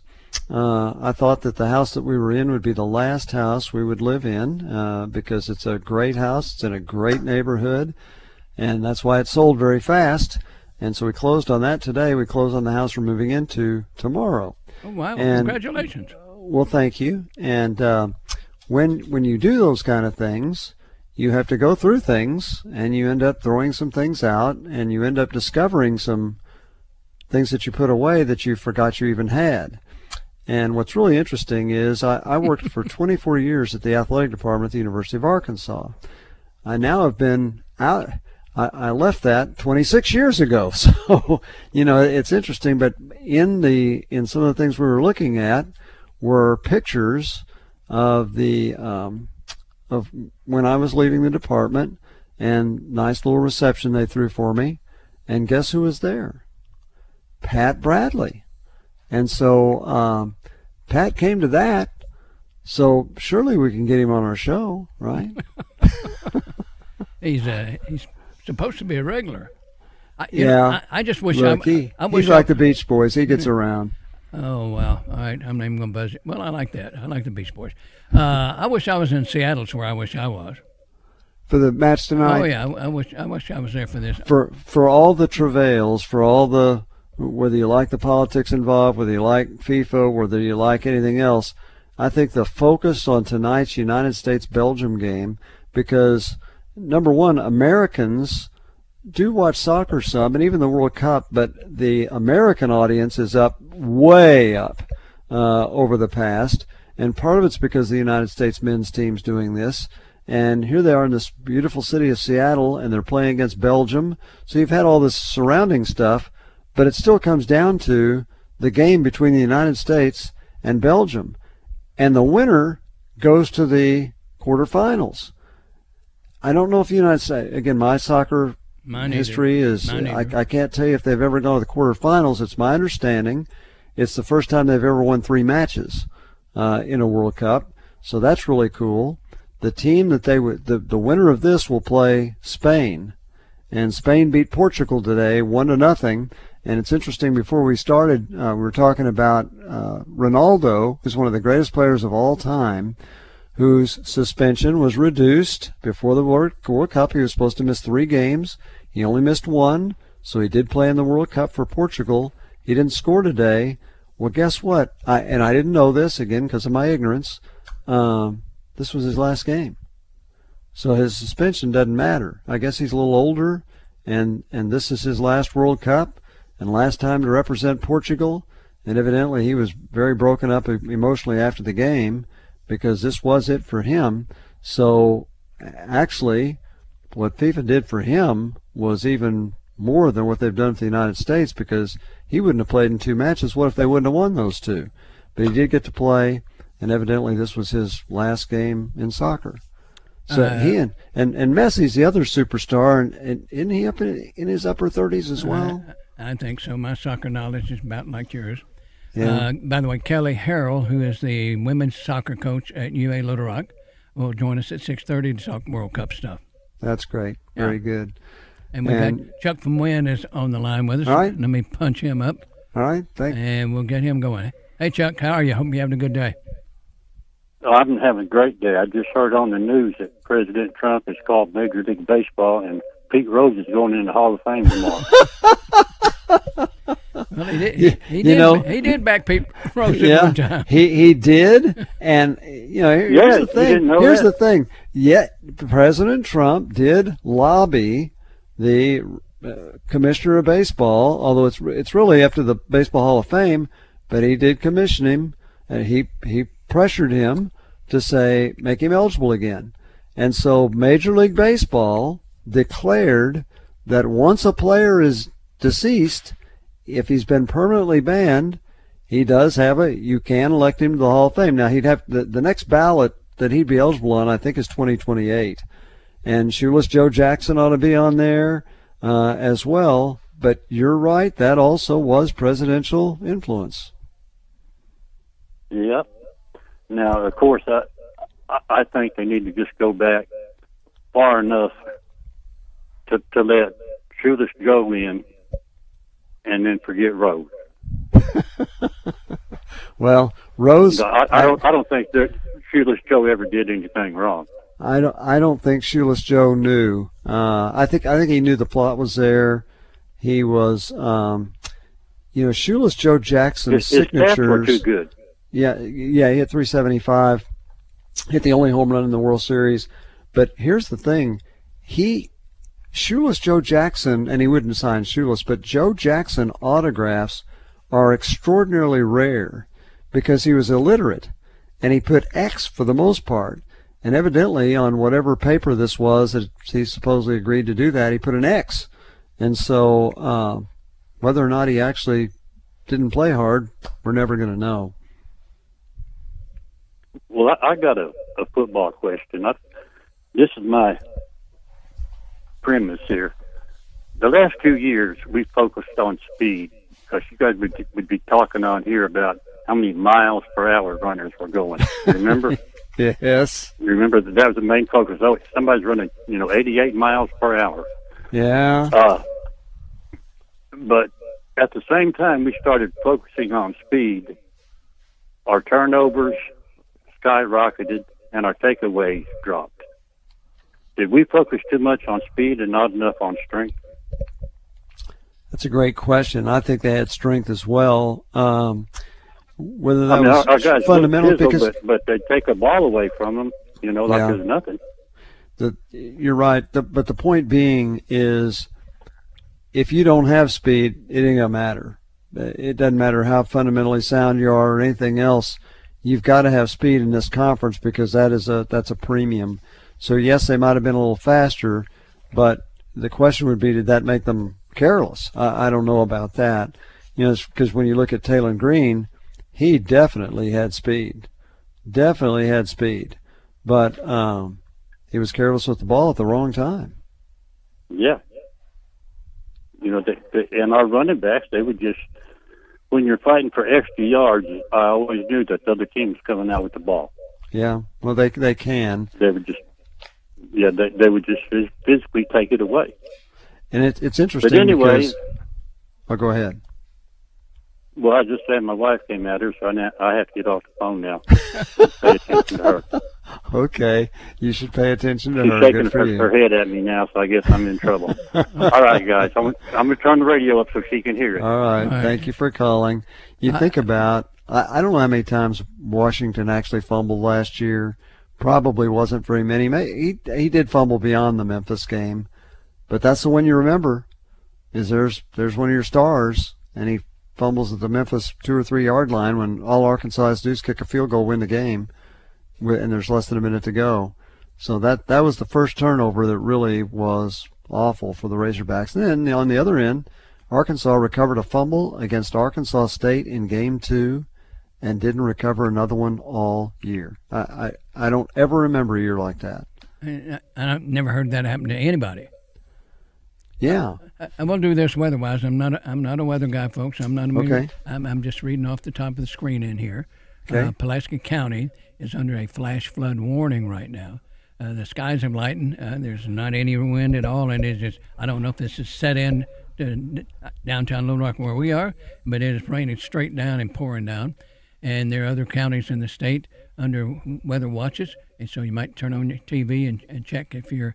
I know Jefferson County is under severe thunderstorm warning right now. So what moved through here looks like it's headed to Pine Bluff area. Okay. Well, severe weather's tough. It's interesting. I was in Springdale earlier this afternoon. My wife was here at the house. We're doing a lot of packing and cleaning up, and she said a storm hit here. I mean, hard and fast in Fayetteville. And I drove through it coming back, so I don't know if it eventually got to Springdale or not, but she said she was about ready to take everybody into the closet, wondering about, because the wind came up, and I looked back on our back patio, and some things were knocked over. It can come quickly, and fortunately, it can also leave quickly. So you don't need any weather when you're just closing on that house, Yeah. And, no, but if anything happened, we obviously were still insured, and we would make sure we took care of it for the new buyer, for the people that are moving into town, which would be good. By the way, one thing when we were talking about Bill Burnett, and we were talking about turnovers, he never fumbled. He played 3 years. Again, he missed some games his senior year, scored 49 touchdowns, never fumbled. That's pretty astonishing. Rushed for 2,206 yards, I think it was, in his 3-year career. So that's 2,206 yards rushing in his career. Never fumbled once.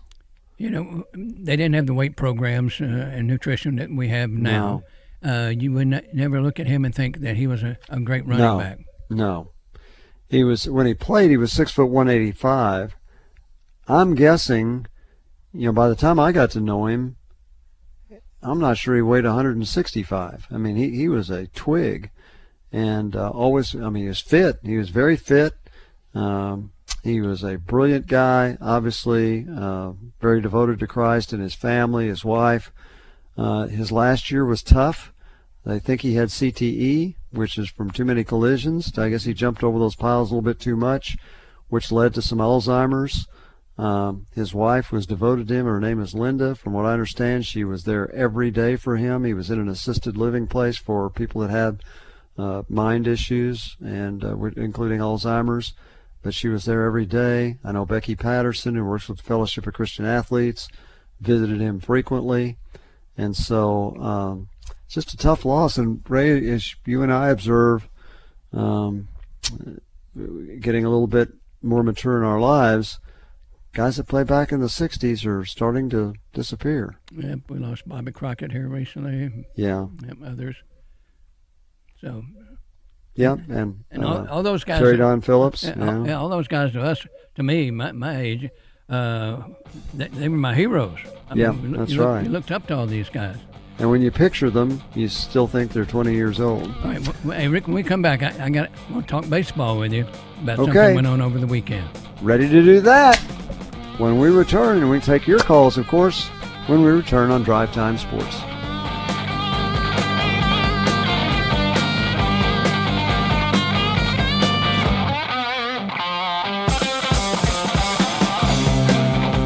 The Zone Hotline on 103.7 The Buzz is presented by Jim's Razorback Pizza with 2 locations, Highway 10 past Taylor Loop and just off the Morgan Mall Mill exit. Fried green tomato salad is back and better than ever at Eat My Catfish. It'll only be here for a limited time. Stop by or order online from any of their 5 Eat My Catfish locations to try this delicious fan favorite today. Eat fresh, eat local, Eat My Catfish. Hey folks, this is Mitch Ward, proudly serving the great state of Arkansas with Red River Auto Group for over 20 years. We started as Arkansas's #1 Ram Dodge Chrysler Jeep dealer, but we've also got Ford and Toyota. And I like to think we've got the largest discounts than anybody in the state. But folks, really, if you bring us any reasonable deal right now, we're going to try to put something together. If that means us giving a little too much for your trade or selling ours for just a little too cheap or fighting for the best rate, we're going to make it happen. Check us out at redriverauto.com. Car wreck? Call Rainwater Holt in Sexton. 888-8888. 8 for a fast response. 8 for results. 8 for Arkansas. Anywhere in the state, dial 8. 888-8888. Responsible attorneys Michael Rainwater and Bob Sexton. I know that hiring can be challenging. You need someone to match your role perfectly. Well, now you can meet them fast on ZipRecruiter. Build your team. Build it sooner. Meet your match on ZipRecruiter. Just head to ZipRecruiter.com/free right now to try it for free. That's ZipRecruiter.com/free. Meet your match on ZipRecruiter. Try it free. From the people who brought you It's the Dog Park comes. It's a hot spot on your dog's leg. But the internet says you can treat it at home. You're not sure though. Now it's oozing. Protect your dog from injury and illness with Progressive Pet Insurance. Ooh, he's licking it. Super gross, dude. Progressive Casualty Insurance Company and affiliates. Not available in all states or situations. Coverage subject to policy terms. What if someone did play-by-play of your life? Example, what would it sound like if you visited, say, Genesis of Conway? There's the arrival. Look at the reaction on that face at seeing a dealership that is so luxurious. And going for a test drive now of a GV80, and the smile is huge. And here it comes, the big play, $8,000 off the price of that very same GV80. Let's hear it again in slow motion. $8,000 off. Winner, Genesis of Conway. The future of luxury today. Join the Zone each Monday for game balls and jock straps. Brought to you by a Caddy's Touch Landscaping. Find out who made the best, average, and worst headlines in sports and entertainment each Monday. Justin gives you his game balls and jock straps on the Zone from 10 till 1. Brought to you by a Caddy's Touch Landscaping. 501-794-2770. Call today and get your landscape updated to a whole new level. And be listening for game balls and jock straps only on 103.7 The Buzz.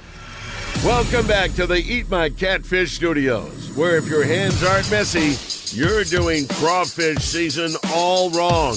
Now, back to the show.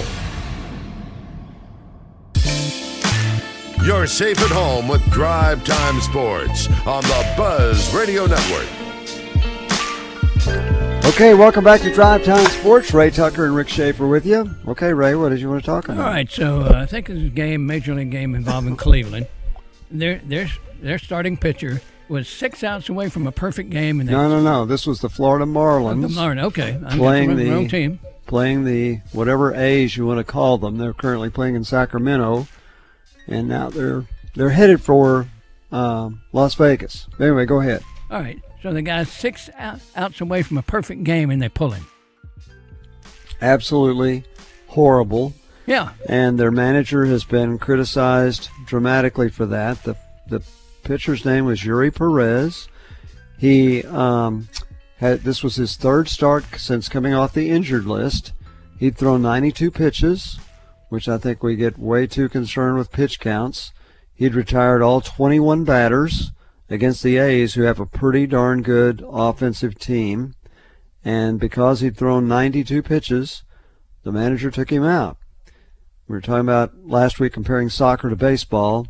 I kept saying there had been 23 perfect games in Major League history. It's actually 24. So there have been, in the history of Major League Baseball, the thousands and thousands and thousands of games that have been played, and this goes back to 1894 because they do pick up stats all the way back in the 1800s.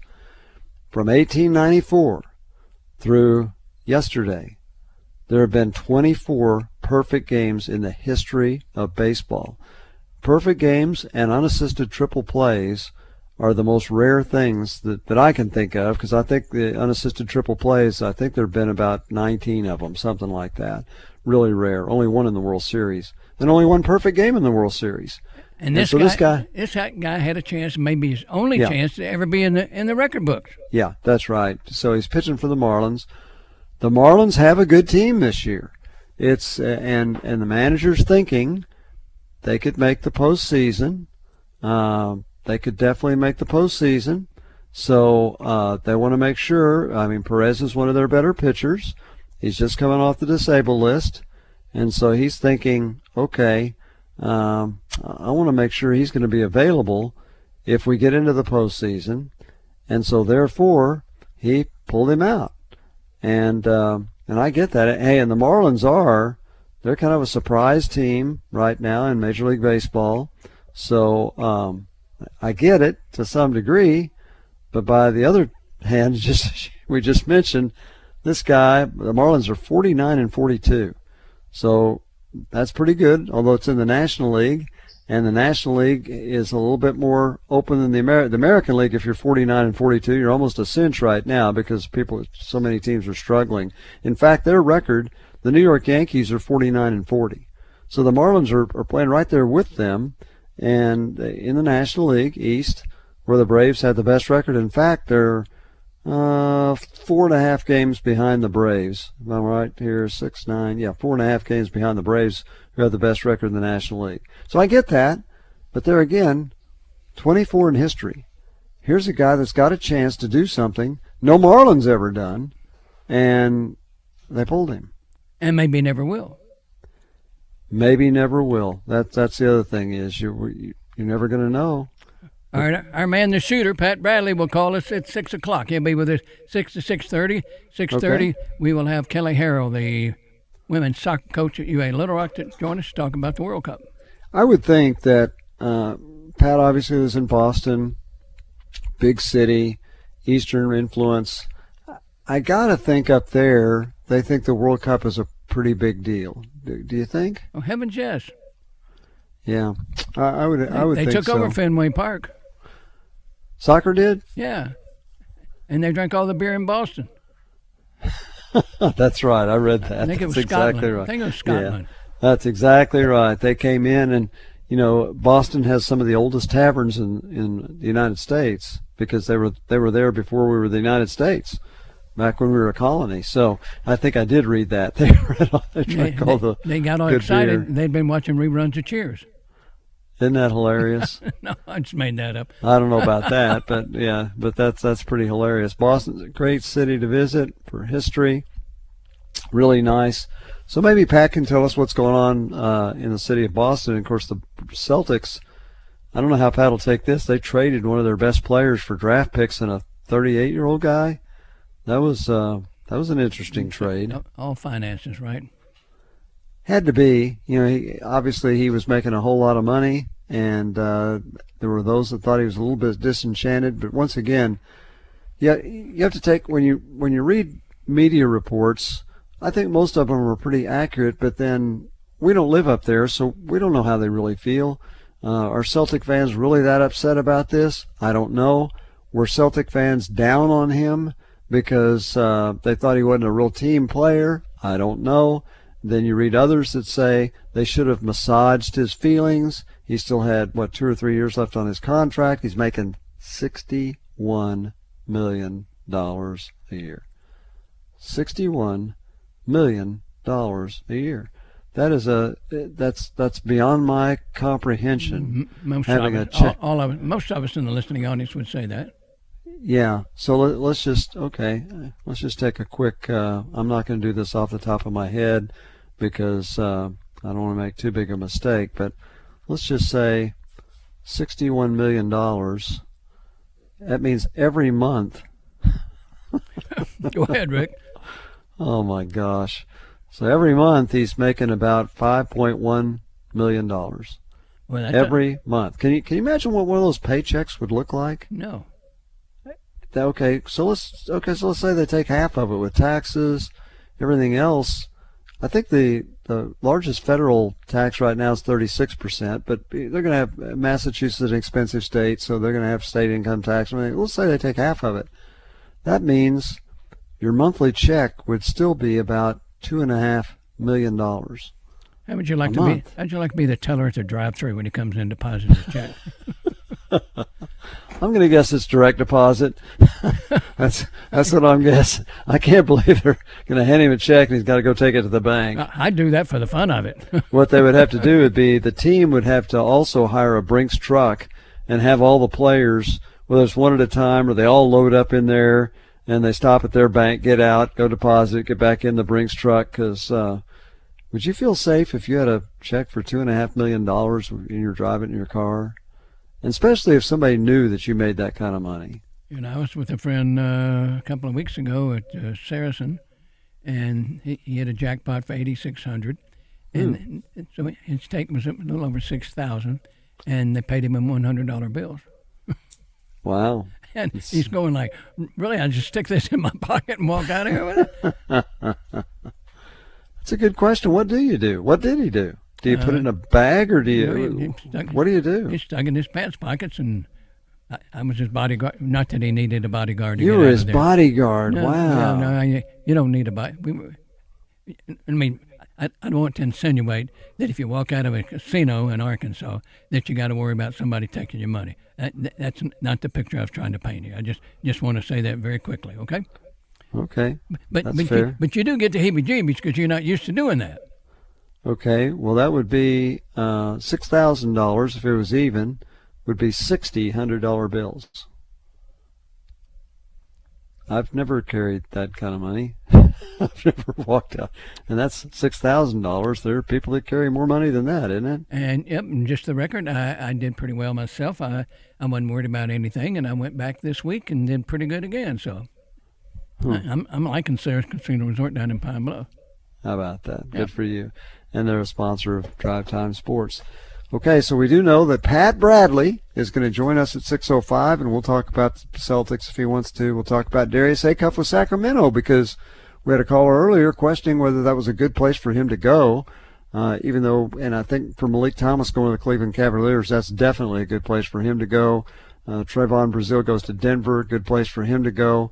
We'll see what Pat thinks about those guys. See what he thinks about the Razorback basketball program, and let's ask questions about what it's like in Boston, that Boston area with the World Cup going on. Again, I'm sure you're right. I'm sure there's a lot of excitement. I'm wondering how many international people he's seeing. I was in Dallas 2 weeks ago and stopped at an outlet mall about 20 miles north of Dallas. I have never been in such an international group in my life. Because there was World Cup in Dallas, I'm telling you, Ray, that they had to be from every country. It was amazing to look at. And great for the United States to be able to host the event. Okay, Pat Bradley joins Ray Tucker and I when we return after this on Drive Time Sports.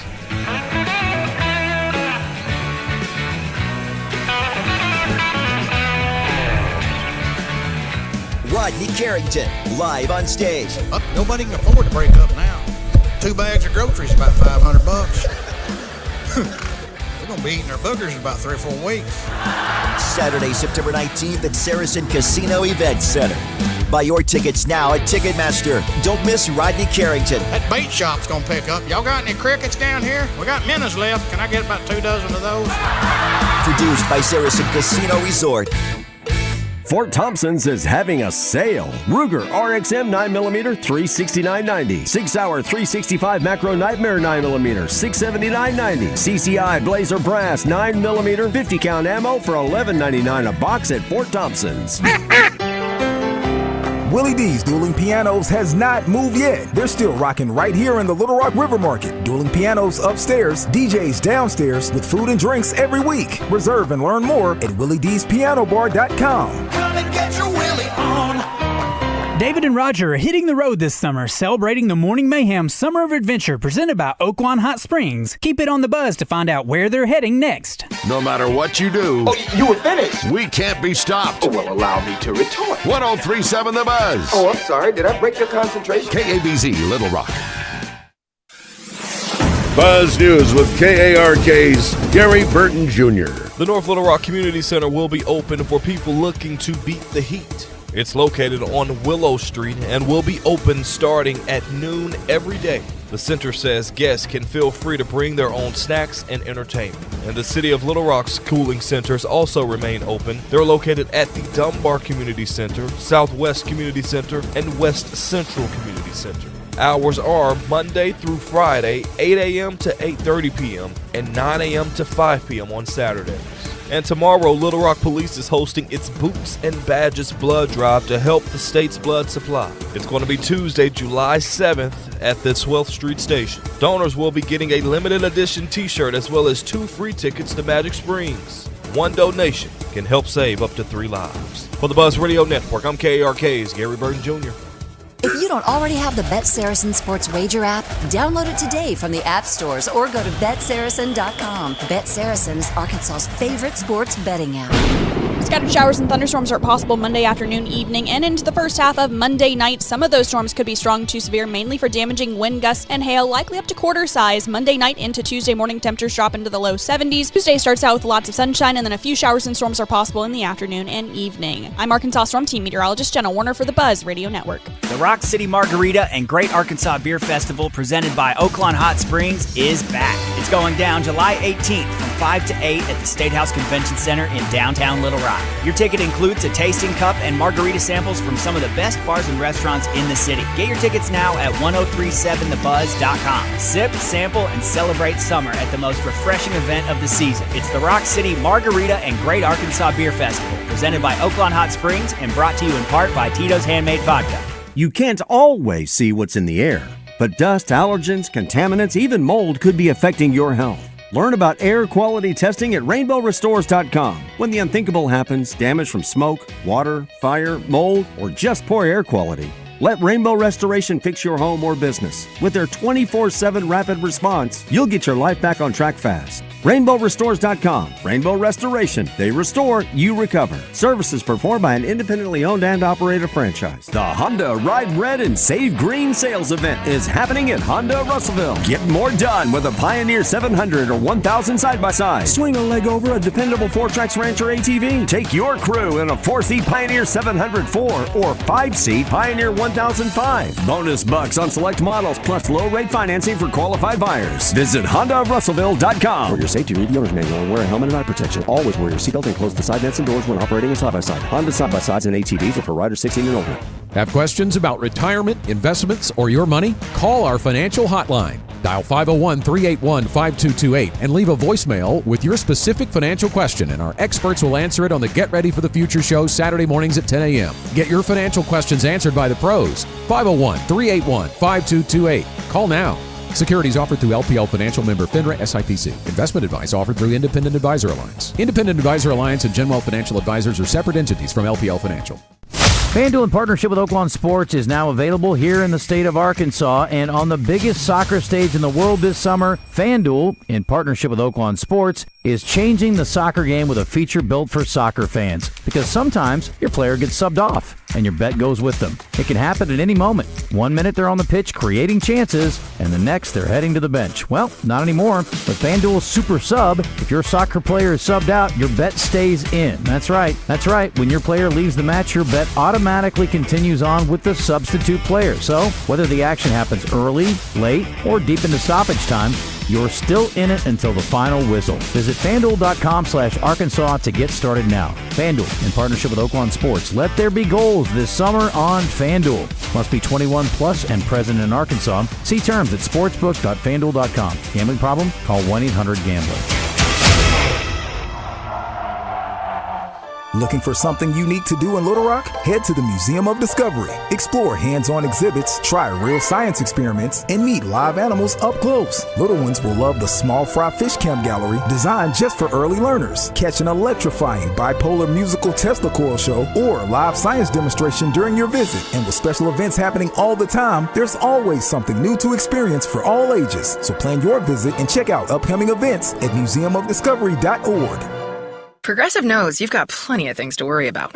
What time does the kids' practice end? How long has that check engine light been on? Are takeout containers microwave safe? So the last thing you should have to worry about is what to do if something unexpected happens on the road.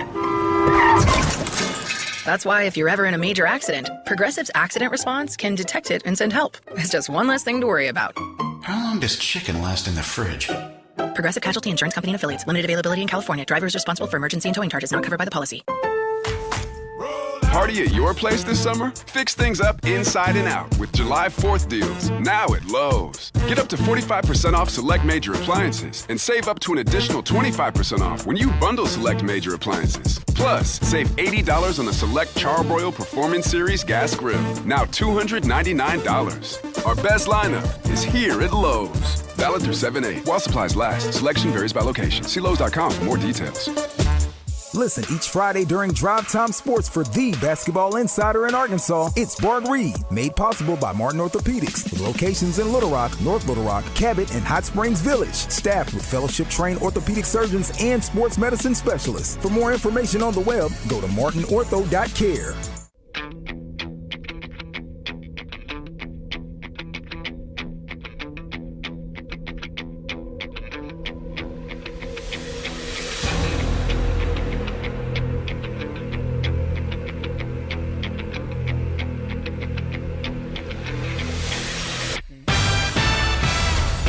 Live from the Eat My Catfish studios, it's time for Arkansas's #1 caller-driven sports show.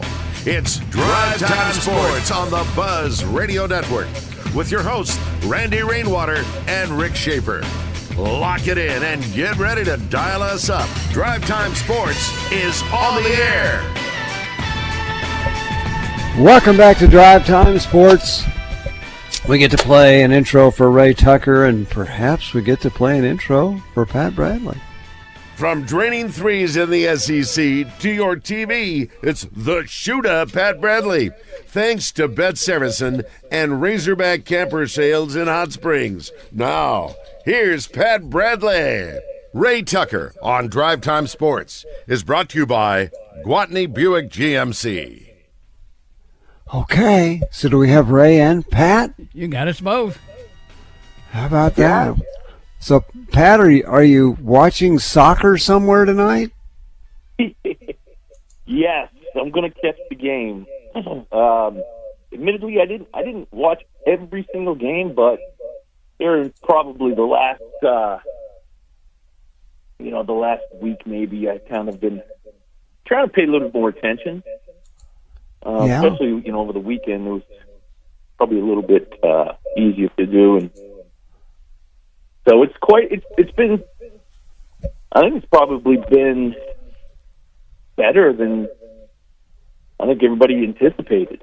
I know a lot of people are sort of just getting they get World Cup fever. And it seems to be delivering, right? Reading reviews from people that know so much more about soccer than I do. they're saying this is one of the best World Cups ever. Now, I don't have anything to compare that with because I've never really paid that much attention. I know the women won twice, 15 and 19, and that was a big, big deal. And evidently they've won 4 overall, but the men never have. But there are stars. Messi is a star, and he's here, obviously. And unfortunately, Ronaldo's career is over after they lost today. The United States has some stars, so and the TV ratings are off the charts compared to what they've been in the past. I just saw the sign of the night held in the crowd behind the Fox broadcast crew. Yeah, this is our Waffle House, and it was done in Waffle House colors. That's one of the now, what does that mean? They're not going to be able to take it back to Europe with them, or what? Oh, I bet this is also okay. Yeah. You think they have Waffle Houses in Seattle? I'd be willing to bet they do. That's one of my favorite places to eat. Really? Yeah. I mean, they're all over the South. Do you have a Waffle House in the Boston area, Pat? Sadly, we do not. We've got the IHOP. Yeah. We have Dunkin'. You have Dunkin' Donuts on every block. I mean, you guys have more of those than anybody in the world. Yeah. So that's why I don't know if Seattle has Waffle Houses. I don't know. Meanwhile, back at the ranch, people don't go. That's right. Exactly. Okay, so Pat, you've had soccer has had an influence on the World Cup has had an influence on your area. Have you seen a lot of people coming in from other parts of the world for soccer? I was traveling. I guess when was it? Was it a week ago? Maybe almost 2 weeks ago. And it happened to be, I guess it was right when Scotland had played Red in Boston, and they were all in the airport with their kilts on. Just strutting around the airport. So that's sort of what I've seen. I don't know what other countries are playing. I think Morocco is playing in Boston. Could that be? I haven't quite grasped the schedule, but you live there. How would we know? You live there. You should know this, right? Well, I mean, I know where the U.S. is playing. Yeah, they're in Seattle. Yeah.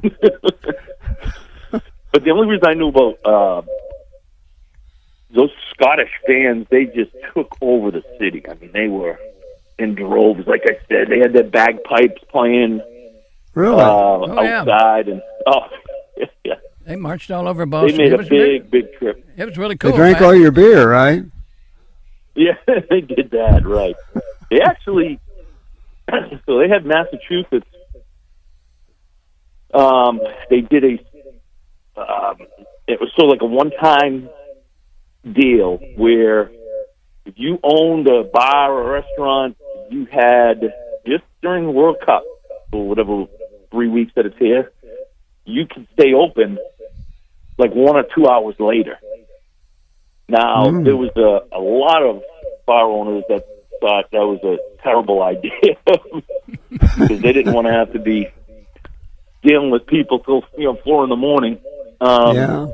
But I think some did. Some did, and knowing the World Cup fans all over the world. First of all, the time zone difference, but I guess restaurants more opportunity to make more money. Is it true that in Boston there's a place called the Shooters? There actually was a place called Shooters. I don't think it's there anymore though. It wasn't named after you, okay? Someone might. Yeah, no. It wasn't after me. Although it was pretty close to where I grew up, believe it or not. So, but yeah, okay, it's been good with the World Cup, Wimbledon, NBA Summer League. I'm a big tennis fan, so I enjoy all the Wimbledon coverage. Let's talk NBA Summer League. Yeah. Well, I'm just catching my first game right now, to be honest with you. Acuff played what, last night? Yeah, he played well. I think he had 25 points, right? Which I think that most people, if they had any doubt, that sort of cemented what kind of impact he's going to have.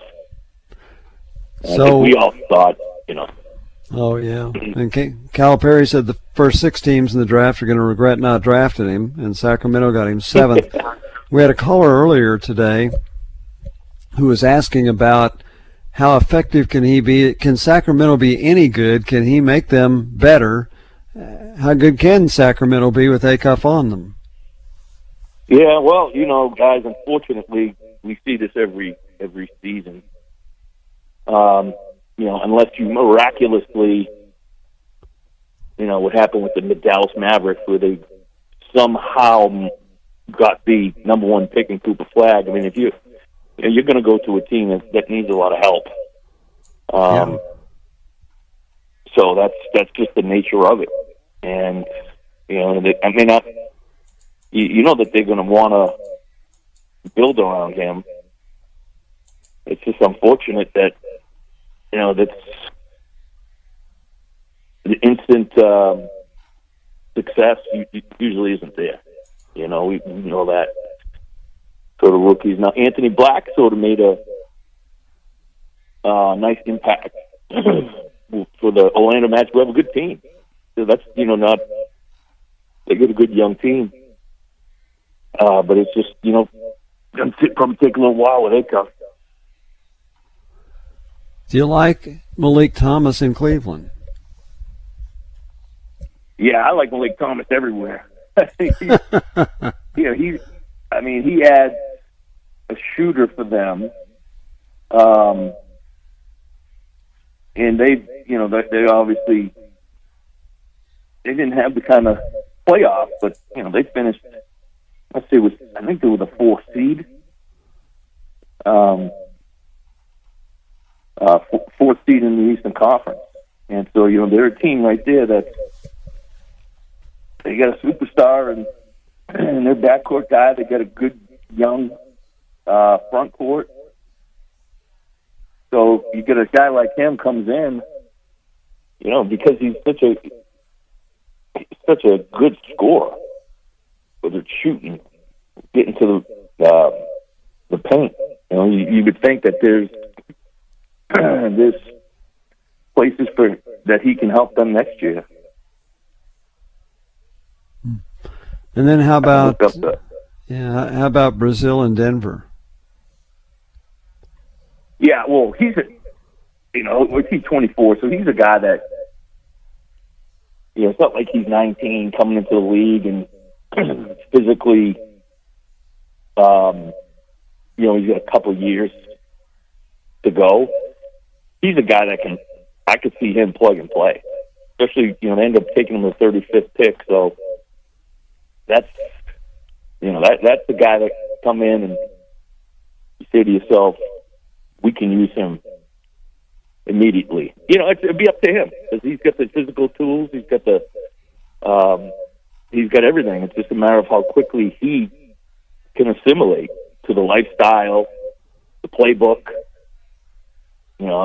That's the other thing is how many times was he the most physically, I'm not talking about muscular, but at 6'11" with the length and the athleticism, there was multiple times he was the most impressive athlete on the floor last year.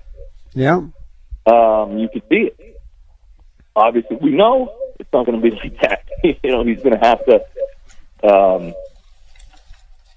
he's still going to be one of those great athletes, but as we know, that's a non-negotiable in the NBA.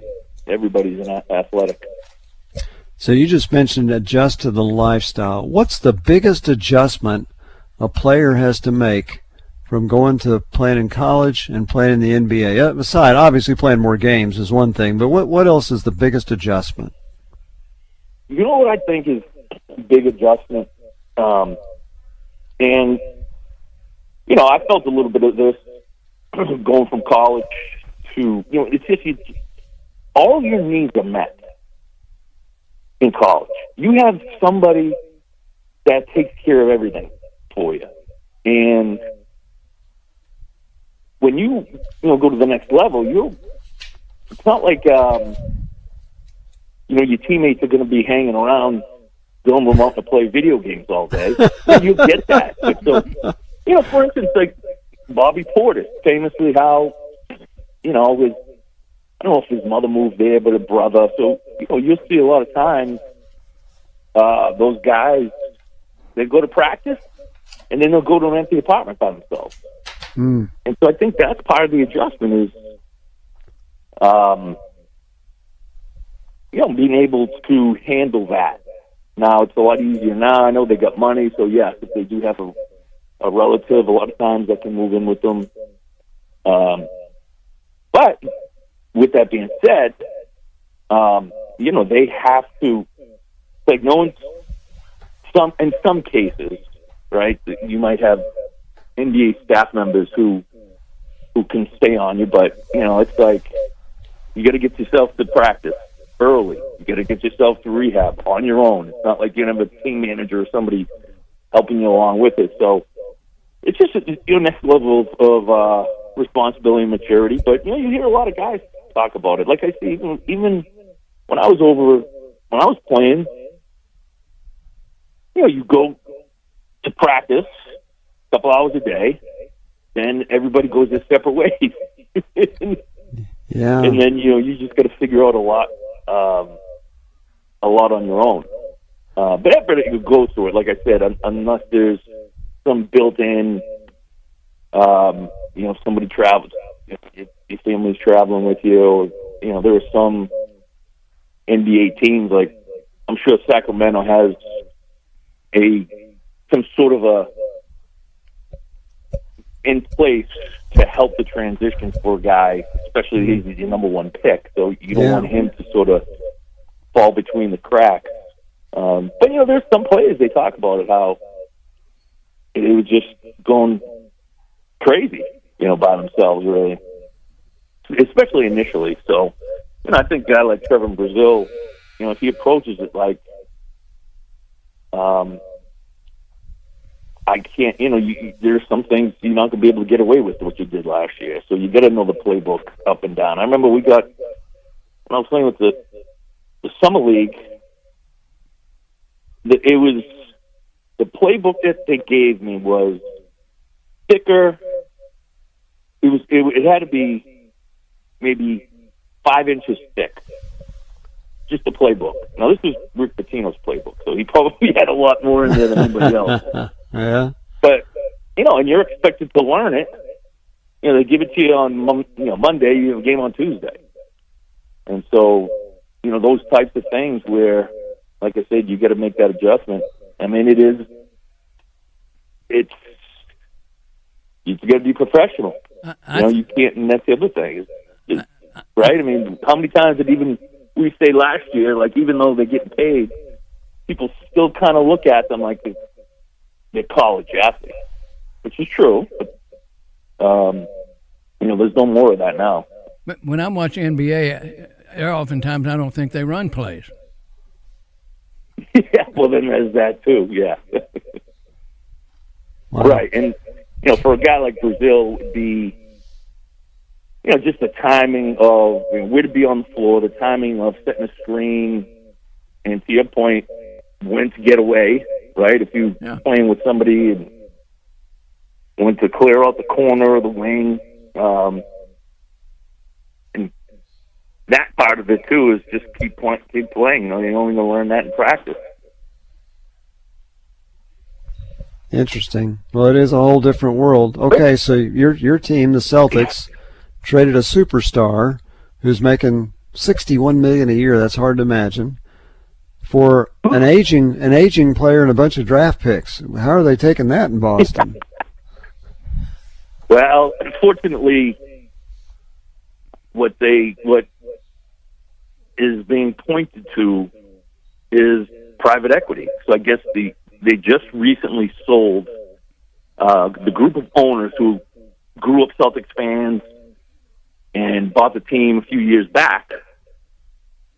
Basically, invested tons of money. They've made smart investments in Brad Stevens, bringing him in, and he did a fantastic job as coach. And now president, GM. So the ownership group did a really good job of hiring the right people. And then, like I said, it just got sold maybe last year to basically a private equity firm. So, they're going to be content with, they're going to make money. They're always going to make money. But they're not going to, I don't want to say overspend, but not even come close to it. So, Dalen Brown, but that was some of the things with him. And there was two guys making max contract money that essentially played similar positions. And just the way that the NBA salary, and the contracts are set up, you get in big trouble if you overspend. They tax the heck out of you. And some teams are willing to do it maybe 1 year, 2 years, but to keep doing that is just, it would have been insane. It's a good problem to have, though, Rick. I'll say that, right? It was a good problem to have two guys that were virtual stars, two all-stars. It's just, like I said, with the way that the NBA is set up, it's nearly impossible to pay two guys like that at the same level without, not minding paying all the taxes.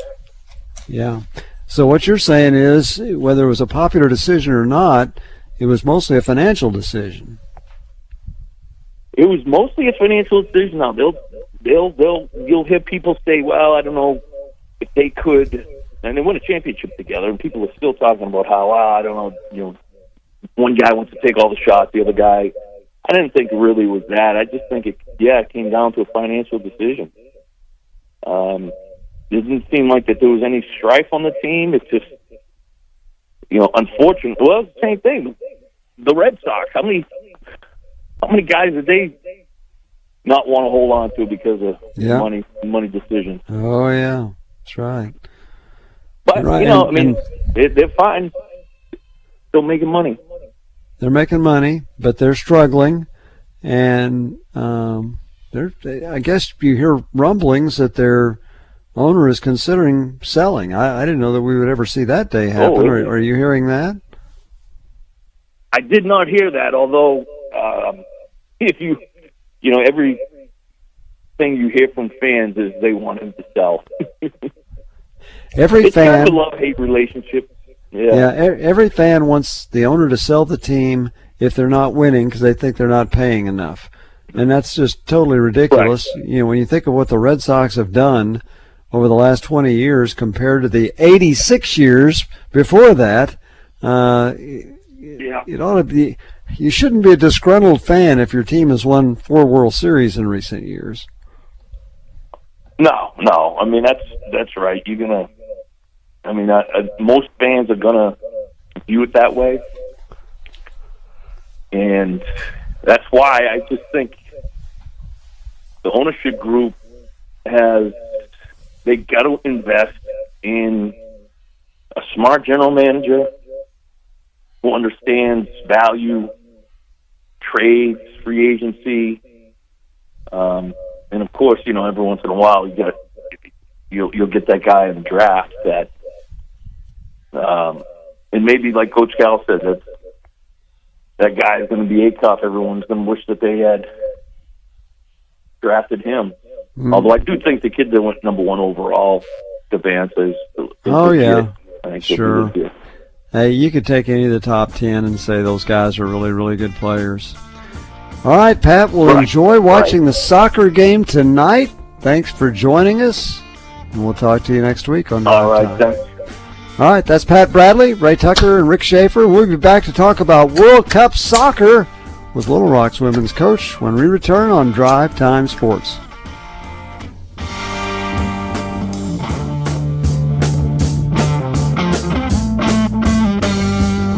Fraud is on the rise, and scammers are getting more convincing every day. But remember this, your bank will never call you asking for your debit card number, expiration date, PIN, security code, or online banking login information. If you receive a message or call that feels off, trust your instincts. Hang up. Don't click. Don't respond. Instead, contact your bank directly using a number you know and trust. Protect your information. Protect your money. When in doubt, call your bank. Everybody knows the Brad Hendricks Law Firm is famous for car wrecks, big truck crashes, and medical negligence cases. But they do a lot more than that. They help good people who can benefit from bankruptcy. And they also help older folks who had their Social Security claims denied. When you need a lawyer, call the firm that is pure Arkansas, where you won't ever be just a number. The Brad Hendricks Law Firm. Tradition, reputation, results.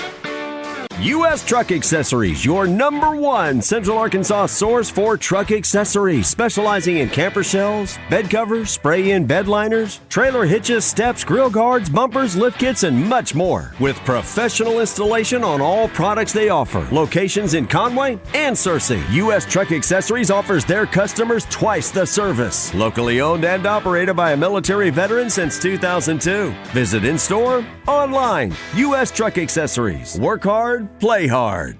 Hi folks, it's Chris Zender here at Frank Fletcher Dodge Chrysler Jeep Ram in Sherwood. When you're in the market for a new Dodge Chrysler Jeep or Ram, we hope you give us a chance to earn your business. Here's some things to consider. Fletcher Dodge has been family-owned dealer here in Sherwood for over 25 years. We know how to take care of our customers to keep them coming back. Every Dodge Chrysler Jeep Ram dealer pays the same price for their vehicles. It's the dealer that makes the difference. We'll give you the best deal up front. No haggling, no arguing. We make it easy to buy a new vehicle, and we'll pay you more for your trade-in. Compare our deal to anybody's, and you'll buy from us. Come see us today for the deal of a lifetime on new Dodge Chrysler Jeep or Ram.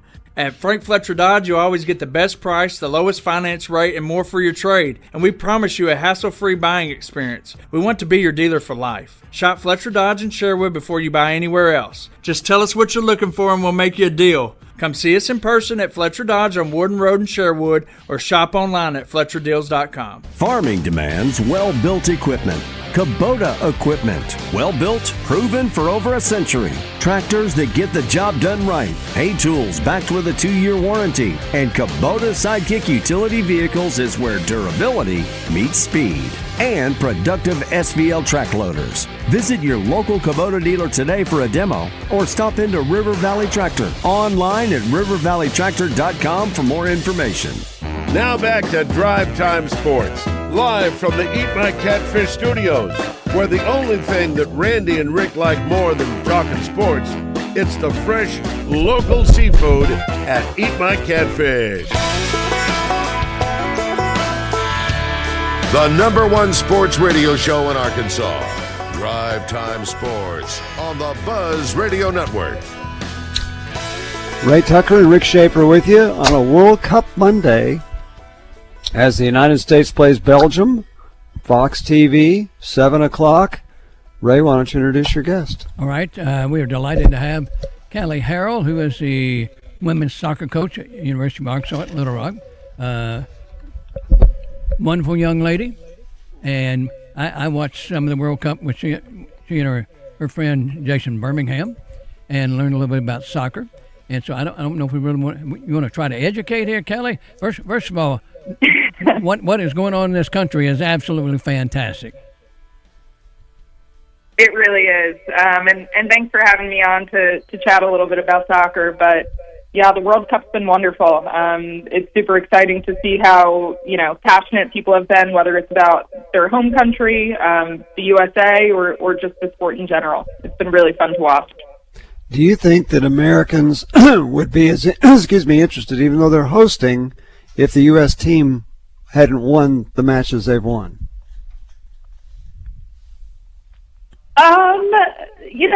That's a loaded question, probably. It is. You're right. I would say not as much. I would say not as much. I think obviously Americans are super prideful and love to see their country do well, as anyone does. But I think it's been great to see the success of our U.S. men's national team, and I think we're in a position tonight to hopefully get another win and continue on in the World Cup. I think what's really impressive is how the people who live in this country, Americans, have accepted with open arms the teams from foreign countries. Yeah, it's been fun to see some of the host sites, I know the Algerian team in Lawrence, Kansas, it seems like they've really embraced that community. Seeing the Scottish in Boston is super fun. Seeing just some, European people or just foreigners travel through the South and see some of what we have to offer, even if that's just, Buc-ee's or Walmart. It's just been fun to see people explore other cultures on kind of a bigger stage. Isn't it funny that every time we mention what the Europeans are enjoying or other countries, it starts with Walmart and Buc-ee's. Isn't that amazing? Things that we take for granted because we don't get to go to Buc-ee's. You guys do in Central Arkansas. We don't, but Walmart, you go in every day, and they think it's absolutely fabulous. I know, it's wild. I would never think twice about it, but I guess when we go somewhere else, we probably look at some of their day-to-day things the same way. Yeah, you're probably right. I took some of these headlines off of Instagram this morning. Europeans lied to us. Dutch team farewell. Europeans are saying America is heaven. FIFA caught offsides. Scotland fans deserve all the praise. Football fabs discover Southern food culture in Atlanta. Americans are more hardworking and kind than us. That's awesome. It is. You're exactly right. That's what I the think. majority of that is. Yeah, I mean, they took over Boston. They took over Kansas City. They've taken over Seattle. They took over Houston. I mean, my goodness, what's going on is fantastic. And so what do you think that's going to do for your recruiting? I hope it just continues to excite people. Like, people are continuing to be excited about the sport. I don't know that necessarily directly affects my recruiting as a Division I women's soccer program, but I hope it, maybe improves the support that we get at games after the World Cup is over. People have been watching soccer for, 30 days straight. I feel like I have been. We've got a team in Little Rock to support. So I hope that it brings out people in the community to continue to grow the sport and grow the game, especially in the South and in Arkansas. I want to say this. If you're looking for a place to watch the World Cup tonight, starts at 7 o'clock. Crazies is a good place up off Cantrell. Was it Hill Street, right? Yep. The owner loves soccer. Walk-ons. What's the name of the place where we watched the game, Kelly? We were at Prospect, but I would say Hill Station's done an incredible job with, showing every game. They have flags out for every single country. Games on every TV, World Cup specials. So they've been great about supporting soccer. I know they show Premier League on the weekends, in regular time when the World Cup's not playing. So that's definitely a soccer bar, I would say, in Little Rock. I would say Prospects. That's where we watched one of the games. I've been there so many times, I can't believe I couldn't think of the name of it. Duh. Well, and what's it like when you're in a crowd with people that do understand the sport? Because for those of us who don't watch it a lot, you don't see much scoring, and yet people would get excited even when there's not a goal involved. Explain what we should look for if we don't know the sport very well, besides just the ball going into the goal. Yeah, that's a great question. As someone whose soccer has been such a big part of my life for so long, I'm not sure that I have a great answer for you because I love so many little intricacies of the game. But I just think the technical ability of the players, if you're able to see what players are able to do with the ball at their feet, I think that's pretty incredible. I think in the U.S., we're a little bit more inclined to be interested in sports where, the ball is in your hands, whether it's football, basketball, baseball. This is a sport that, really does utilize your entire body. I don't think people realize sometimes how big a soccer field is. The amount of ground that these guys are covering, is incredible. But I would just say that, the chances that they're creating, it's hard to score a goal in soccer. And I think sometimes, to your point, that's why people get a little bit less excited because it's not a high-scoring sport. But I think you also have to think, football might be 14-0. That's still really only 2 touchdowns, so it's not that different than soccer. That's right. They just give you more points for doing it, right? Exactly. That's Randy's suggestion, is just give them more points for a goal, and then you got a little higher scoring game. I've said that about hockey too. Yeah, well. Yeah, hockey's the same way. Hockey might only be, a 3-2 game or a 3-1 game, and it's still super exciting. All right, your response with FIFA's reaction after President Trump gave them a phone call and our player being cleared to play tonight. Yeah, I mean, FIFA doesn't necessarily have the best reputation for not being corrupt. I don't know if I should say that or not, but No, you're right. I've read that. I don't know soccer, but I've been reading that for the last few days. Yeah. Yeah, I mean, I was a little bit surprised. I didn't agree with the initial call. I didn't think it was a red card, but to have the red card suspension basically suspended surprised me. But at the end of the day, they're the world governing body of soccer. So, if that's their choice, that's their choice. I don't know what's necessarily behind it, but at the end of the day, I think one of our best players or one of our most dangerous attacking players is going to be in the game tonight. And that makes a difference. Don't you think that for the most part, once the game starts, all that's forgotten because you're playing, and you can't keep dwelling on that. And for the United States, for those of us who now are watching because the United States is good, that's a real lift for the American team, don't you think? 100%. Once the game starts, none of that matters. It's about the players that are on the field, and if FIFA made that ruling to allow him to play this evening, I think that's just something that we all need to accept and move on. It's not going to change, and hopefully he's able to positively impact the game and the team gets a win. If you're just tuning in, we're visiting with Kelly Harrell, the women's soccer coach at the University of Arkansas at Little Rock, and we're talking a little bit about the World Cup. Everybody's excited. Now, Rick, I have on a pair of shorts right now. The right leg is blue with stars all over it. The left leg is red, white, and blue. No, red and white. I'm sorry. I got stars. Wow. Got stars on. I got a red shirt on, and I got a red ball cap. How about that? Very patriotic. And the bad news is my outdoor show comes up at 7 o'clock, and so I'm going to miss the first hour 15 minutes of the game. Well, you got a TV there in the studio. Yeah. Turn it on. Turn it on. I know you can talk at the same time. So, Kelly, you said that soccer has been such a big part of your life. When did that start, and what got you interested in the sport?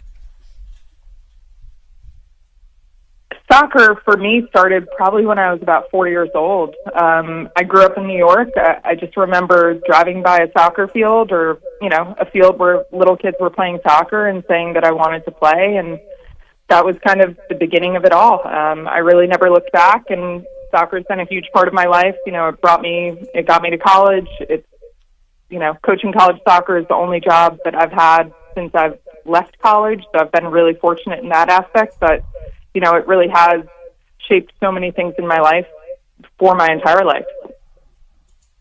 Interesting. And so when did you know you wanted to coach it? I would say in college.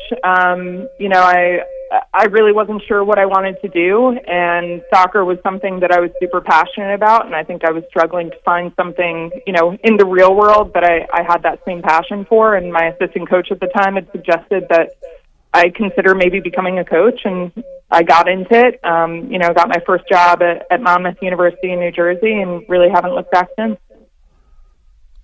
So if you got your first job in New Jersey, did you grow up in that area? I'm sorry to ask an ignorant question on my part, but where'd you go to school? And because I would guess soccer is bigger on the East Coast than it is at this point here. Probably a little bit bigger on the East Coast than it is maybe in Arkansas per se, but I grew up on Long Island and then went to Loyola University in Baltimore, and I've worked at a couple of different institutions. Since I graduated from Loyola, I was at Monmouth, Georgia Southern, UAB, University of Nebraska, Omaha, and then here at Little Rock for going on 5 years now. Okay, Kelly, you just said the magic words. You went to Loyola in Baltimore. Are you an Orioles fan? I am not. I'm a Yankees fan. Oh, no. My dad. You could have won so many points for My dad would not let that. me be anything except. Except what? Who are you, a Yankee fan? Yeah, Oh, if my I wasn't gosh. a Yankees fan, my Good dad might grief. disown me. Well, did you at least, when you were at Baltimore Loyola, did you at least go to Camden Yards a time or two? I did, and it's an awesome stadium to watch a game. So great for you. Super fun. I wouldn't say I'm the world's biggest baseball fan, but I do like going to a baseball game. So what is the number one rule that we don't quite understand what's going on in soccer? In soccer, I would say offside is probably the rule that most people don't understand. My mom included. She still doesn't know what it means, and I've been involved with soccer for 30 years. But you basically you can't be offside on your own half. You basically just typically need the goalkeeper and one other person in between you and your opponent's goal when you receive the ball. That's kind of the easiest way to put it. Got that, Rick?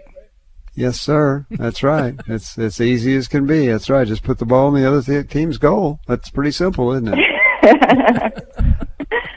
That's the easy way, yeah. Great for you. Well, we hope you have a very successful career with your soccer team, and thank you for helping inform us a little bit. And I think there'll be people that might have never watched soccer that'll be watching the game tonight. Do you think?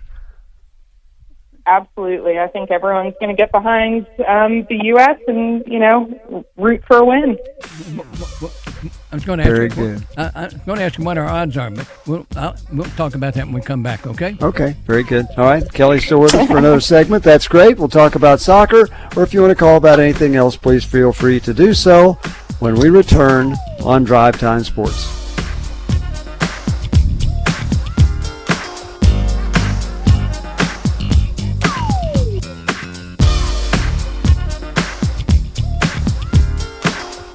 From Arkansas greats Joe Klein and Pat Bradley. The big national sports apps are now in Arkansas, taking over Oaklawn and Bentley, which are no longer local. Making Bet Saracen the only real local app. Still Arkansans' fan fave. Plus, Bet Saracen is still the official sports betting app of many of the state's colleges and universities. Bet Saracen, built by Arkansans for Arkansans. Bet with Arkansans. Bet with Bet Saracen. Gambling problem? Call 1-800-MY-RESET. Camping season is here, and Razorback Camper Sales in Hot Springs is liquidating all 2026 year model travel trailers and fifth wheels. If you've been thinking about a new trailer, now is the time to buy. One of the many great deals is a 20-foot Salem with bunk beds, power awning, plywood floor, and much more for only $14,990 or $150 a month. Hurry while the selection is good. All these great deals can be seen at RazorbackCamperSales.com.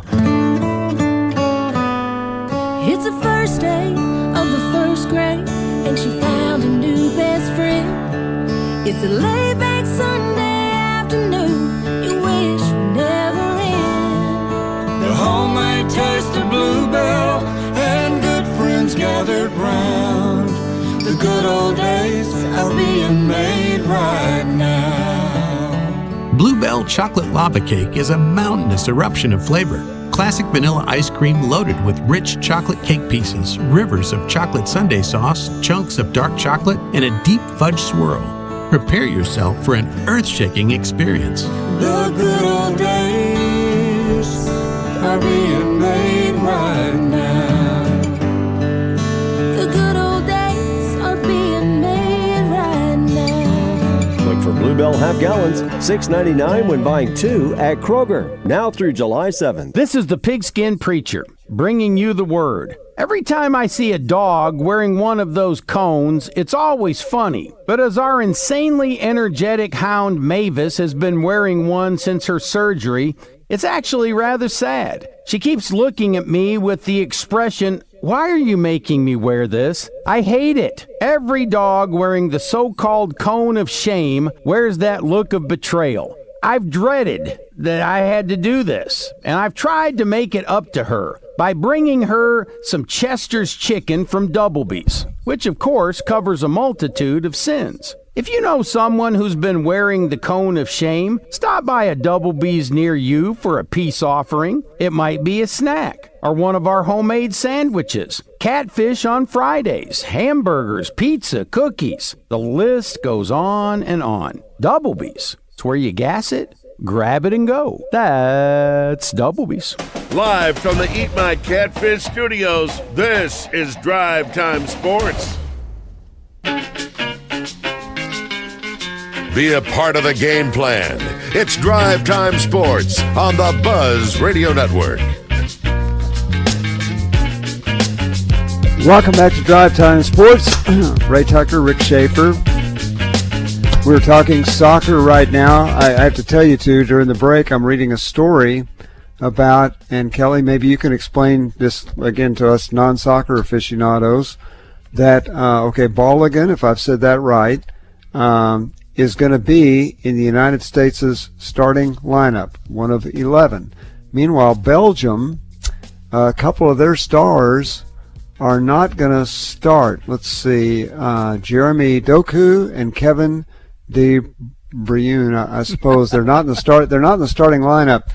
Tell us about strategy involved with who starts. How often do they substitute? Does anybody play the whole game? What's the significance of what I just talked about with the starting lineups?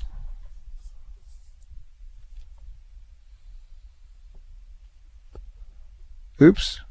Kelly, hang on. Hang on 1 second. What we got? Okay. I asked this penetrating question. Did you hear the question, Kelly? I did, yes. Okay, so explain the strategy for us. Yeah, so in the Men's World Cup, you're allowed 5 substitutions per game. Once you come out of the game, you're not allowed to sub back in. So once you're removed, you're done for the day, basically. Wow. So I think there's always a little bit of a different strategy. Obviously, you have a lot of players who are playing the entire game. But I would say there's been a couple of games where you've seen a team lead a little bit late, like the England game last night, I think was a really good example of that, where they subbed off some of their, more attack-minded players and put in defensive players to kind of try and preserve the lead. So I think there's always a little bit of strategy like any sport. So if you why would Belgium, maybe because they played so many games, or why would they take 2 of their stars and not start them? And if you don't do that, how soon do you put those guys in? Yeah, I'm not sure. They might have dealt with, there are some different rules that I'm not going to pretend to know all of the nuances of the World Cup rules, but it could have been a yellow card accumulation sort of issue as to why they're not starting. I don't know that for sure, but it also could be maybe they're injured or dealing with some sort of, illness or a knock that's maybe not putting them in that starting lineup. I don't know if they're eligible to sub into the game. If they're on the bench for the game, then, I really can't speak to it. Okay, so we've learned, obviously, in the last couple days, if you knew nothing about soccer, you learned what a red card was about. What is a yellow card? So a yellow card is like a caution. 2 yellow cards equals a red card. So if you get 2 yellow cards in a game, you are sent off. So it's very different from hockey, where if you go to like the penalty box, you can come back in the game, and maybe you just play shorthanded for a few minutes. If someone gets a red card in the game, you play shorthanded the rest of the game. Oh, wow. So, you don't obviously want to avoid any sort of cautions, any yellow or red cards, but red cards, significantly impact the game because you're playing down a player. Do you like our chances tonight? I do. I think it's a good matchup. I think, we've struggled a little bit historically against some of the European teams, but obviously won our last game against the European side. So I think, at the end of the day, anything can happen. I think it's our game for the taking, so I'm excited. I feel like we've got a great chance. What did you think of the game earlier today between Spain and Portugal? I only caught bits and pieces of it. I watched maybe like the last 30 minutes because otherwise I was hard at work. But I think Spain probably deserved to win. I think they're probably one of the favorites in the World Cup. They still haven't conceded a goal. So, defensively they're really strong. They've got some of the best players in the world. So they're a dangerous side to play against, no matter who you are. Do we know if the official that pulled the red card, is he calling this match tonight? I would hope not. I'll bet he's not. But we don't know, do we? I don't know. Yeah, that's and you may not know the answer to this. I wonder how they do pick the officials for each match. Are they pre-assigned, or as you go further, like in baseball, the further you go, they pare them down, and the better umpires go to the deeper into the playoffs. Do they do that at the World Cup as well? I would assume there has to be some element of that. I know you're not going to have referees or referee crew from either country that's playing. So, none of the referees are going to be American or Belgian. I'm watching the. But outside of that, I don't know how they pick it. I'm watching the pregame. I would say this is very equivalent to the darn Super Bowl. Really? Yes. Wow. That's a big deal. So I've noticed the ratings have been absolutely astronomical. I think the last American game, over 30 million people watched it. A Super Bowl audience is in the near 100 million, I guess. But for an American audience, this could be the second highest watched telecast of anything. Is that possible? But I'm talking about the show they're putting on in Seattle and the people that are there wearing red, white, and blue. It's awesome.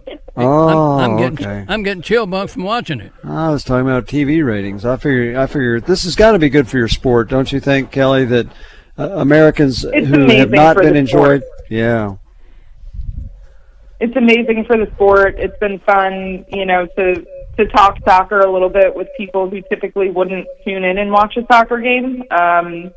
It is the most popular sport in the world. It's not necessarily the most popular sport in the U.S., but I think there's been a lot of excitement, a lot of engagement about it, and, again, a little bit of patriotism also. People want to see their country do well. Well, you're talking to two people that haven't watched a lot of soccer in the past. So as we get close to this, what have we not asked you, or what should we know before we turn the game on tonight? Ooh, that's a great question. I don't know. That's a really good question. I think just kind of take it all in and enjoy the game. I don't know. I wish I had a better answer for you, but you stumped me with that one. Wow, how about that? Well, one thing you said to me earlier, said on the show earlier that was intriguing, is the size of the field. So we know the size of a football field, 100 yards, which would be 300 feet. How does that compare to the size of a soccer field? Yeah, so the interesting thing about a soccer field is that it can always be a little bit different. There are minimum and maximum standards, but I would say it's typically about like 115 yards long, 75 yards wide. So it's longer. It can sometimes be a little bit longer or shorter than that, but I would guess that the majority of fields in the World Cup are about 115 by 75. So it's a little bit bigger than a football field. Yes. Interesting. Wow. And you're right. There's a lot of ground to cover. That's why. How many people do you have to go through to score a goal? So 11 players on each team play. So it'll be 22 players on the field. One of those players from each team is designated as a goalkeeper. That's who can use their hands. Trying to think of any other basics. I would say maybe to answer your prior question, I think one interesting thing to look at is what we call set pieces or any sort of stoppages in the game, like your corner kicks, throw-ins, free kicks. Those are typically, game-changing moments. And I think that's kind of an interesting way it's almost the soccer equivalent of like running a play. Soccer is a very fluid sport, so there's not necessarily like set plays that in the run of play, but I think those stoppages in the game are an opportunity for teams to be a little bit more creative. And what are they doing at the World Cup that's different? Are they taking like water breaks, or there's something that they're doing that they don't usually do? What is that? Correct. So they are doing a hydration break in between each half. So each half is 45 minutes long, and they're doing a 3-minute water break, somewhere in the middle of that half. So they're adding 3 minutes on to each half. So I thought initially they were doing it for actual hydration reasons. I think it also helps with, commercial breaks and probably a little bit of the financial and economic impact of that. But, in some places, if you're playing in Houston or Dallas or somewhere where it's super hot, I could see needing a hydration break. We often do that in college when it's, August in Arkansas. The reason they like to have high ratings is because they draw more to sell their commercials. So you're right. Those 3-minute spots, I'll bet they cram a lot of commercials in there.